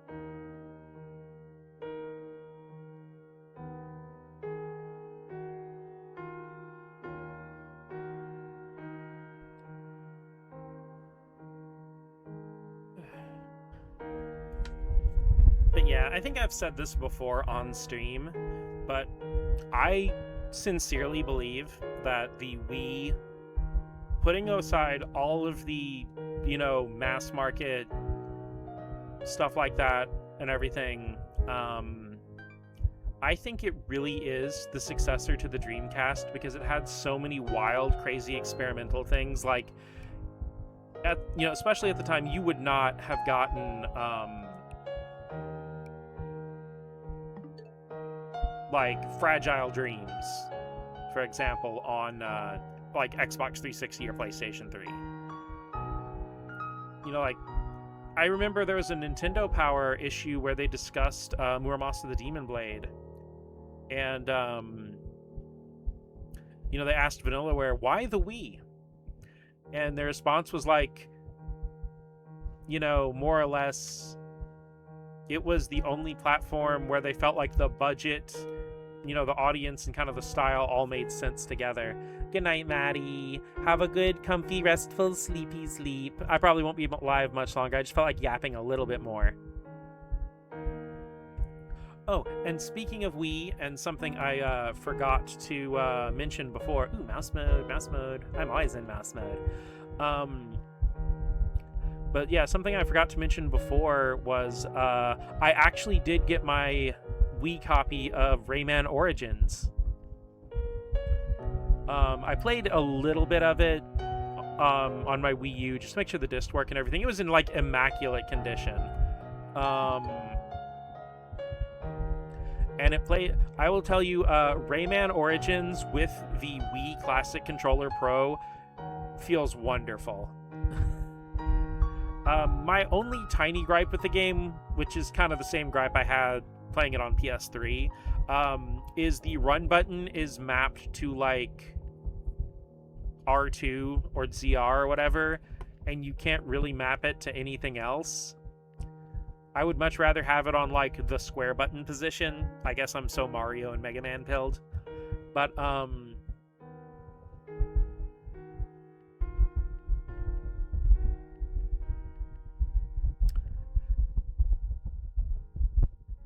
and it has the weirdly cursed saying of having B be the confirm button on the Pro controller. Granted, Rayman Origins is not a game that is filled to the brim with menus or anything, so it's not a huge deal. But it did throw me off a little bit. But yeah, I have actually barely played that far into Rayman Origins. I played some on the PlayStation 3. I actually had it on 3DS because I got it digitally like really, really cheap. That version's a little rough just because like it's not really scaled down for a small screen very well. I mean, it's still Rayman Origins. It's still a good game at its core. It's just probably play it on a 3DS XL if you're ever going to play the 3DS version.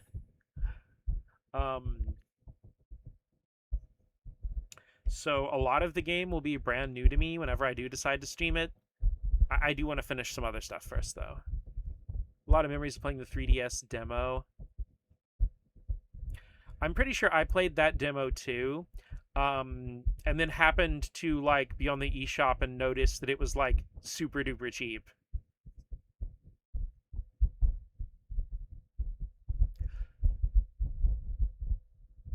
Great memories since it was right after a breakup. See, Rayman's a real bro. Rayman is like, hey, I got you back. You know, Rayman put his hand on your back and he's like, if you need a shoulder to cry on, I don't have any shoulders, but I'm still here for you.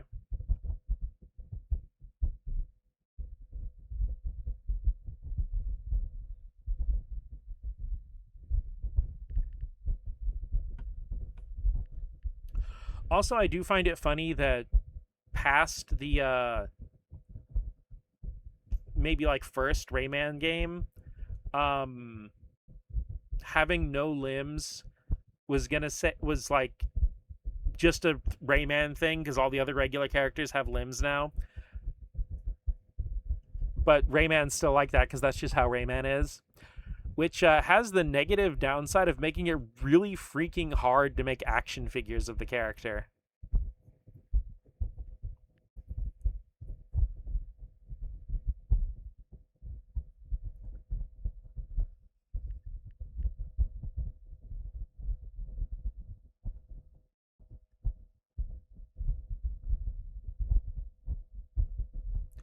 Because I do remember seeing one statue.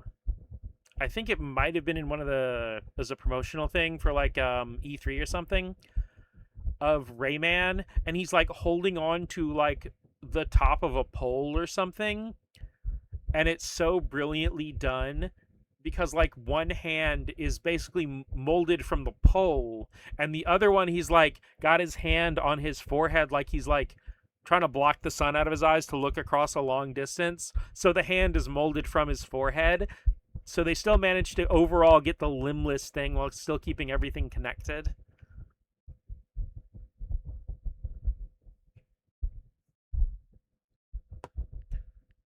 But yeah, like the only thing I could think of to do to make a practical Rayman action figure would maybe be like kind of like how the Smash Brothers amiibos have like if something's supposed to be floating, it has like a little clear piece of plastic connecting it to the base. But even so, I just don't think that works as well for an action figure as it does for a statue. Which basically it's what the amiibos are, the collectible little statue figures. But yeah, that was like super clever the way that the that one Rayman statue was sculpted, but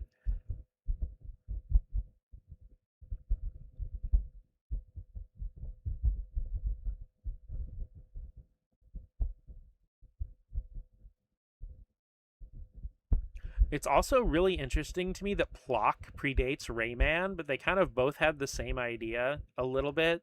Though Plock has limbs, they just become detached.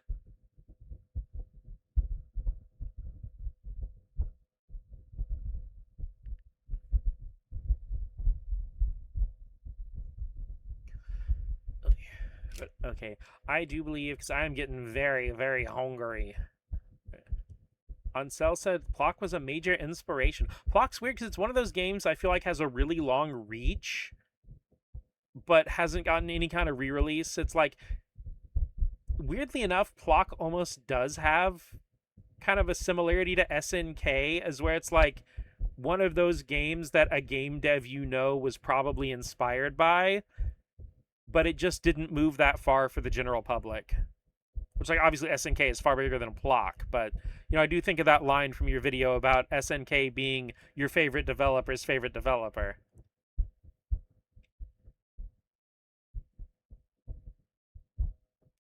It's like, it's still crazy to me that, like, there's not at least, like, like, buy Plock a Super Nintendo ROM on the eShop for, like, $10 or something. I mean, hell, you can buy Arrow the Acrobat and Zero the Kamikaze Squirrel on the eShop. But yeah, let's all go get some food. Let's all go get some good resting and stuff. Good night, everybody. Thank you so much for dropping. Oh, wait. Okay, gonna do the actual streamer thing. See if any of my homies are streaming right now. We can go raid, and then I'll send you off, and I'll go get some dinner. Dinner.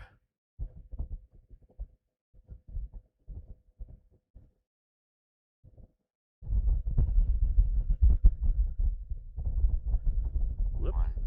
I accidentally clicked something. Go away. Stop. And okay, nobody's online. So I'll just go ahead and call it a night. Thank you so much, everybody, for hanging out with me. Bye. Bye. Game over, yeah.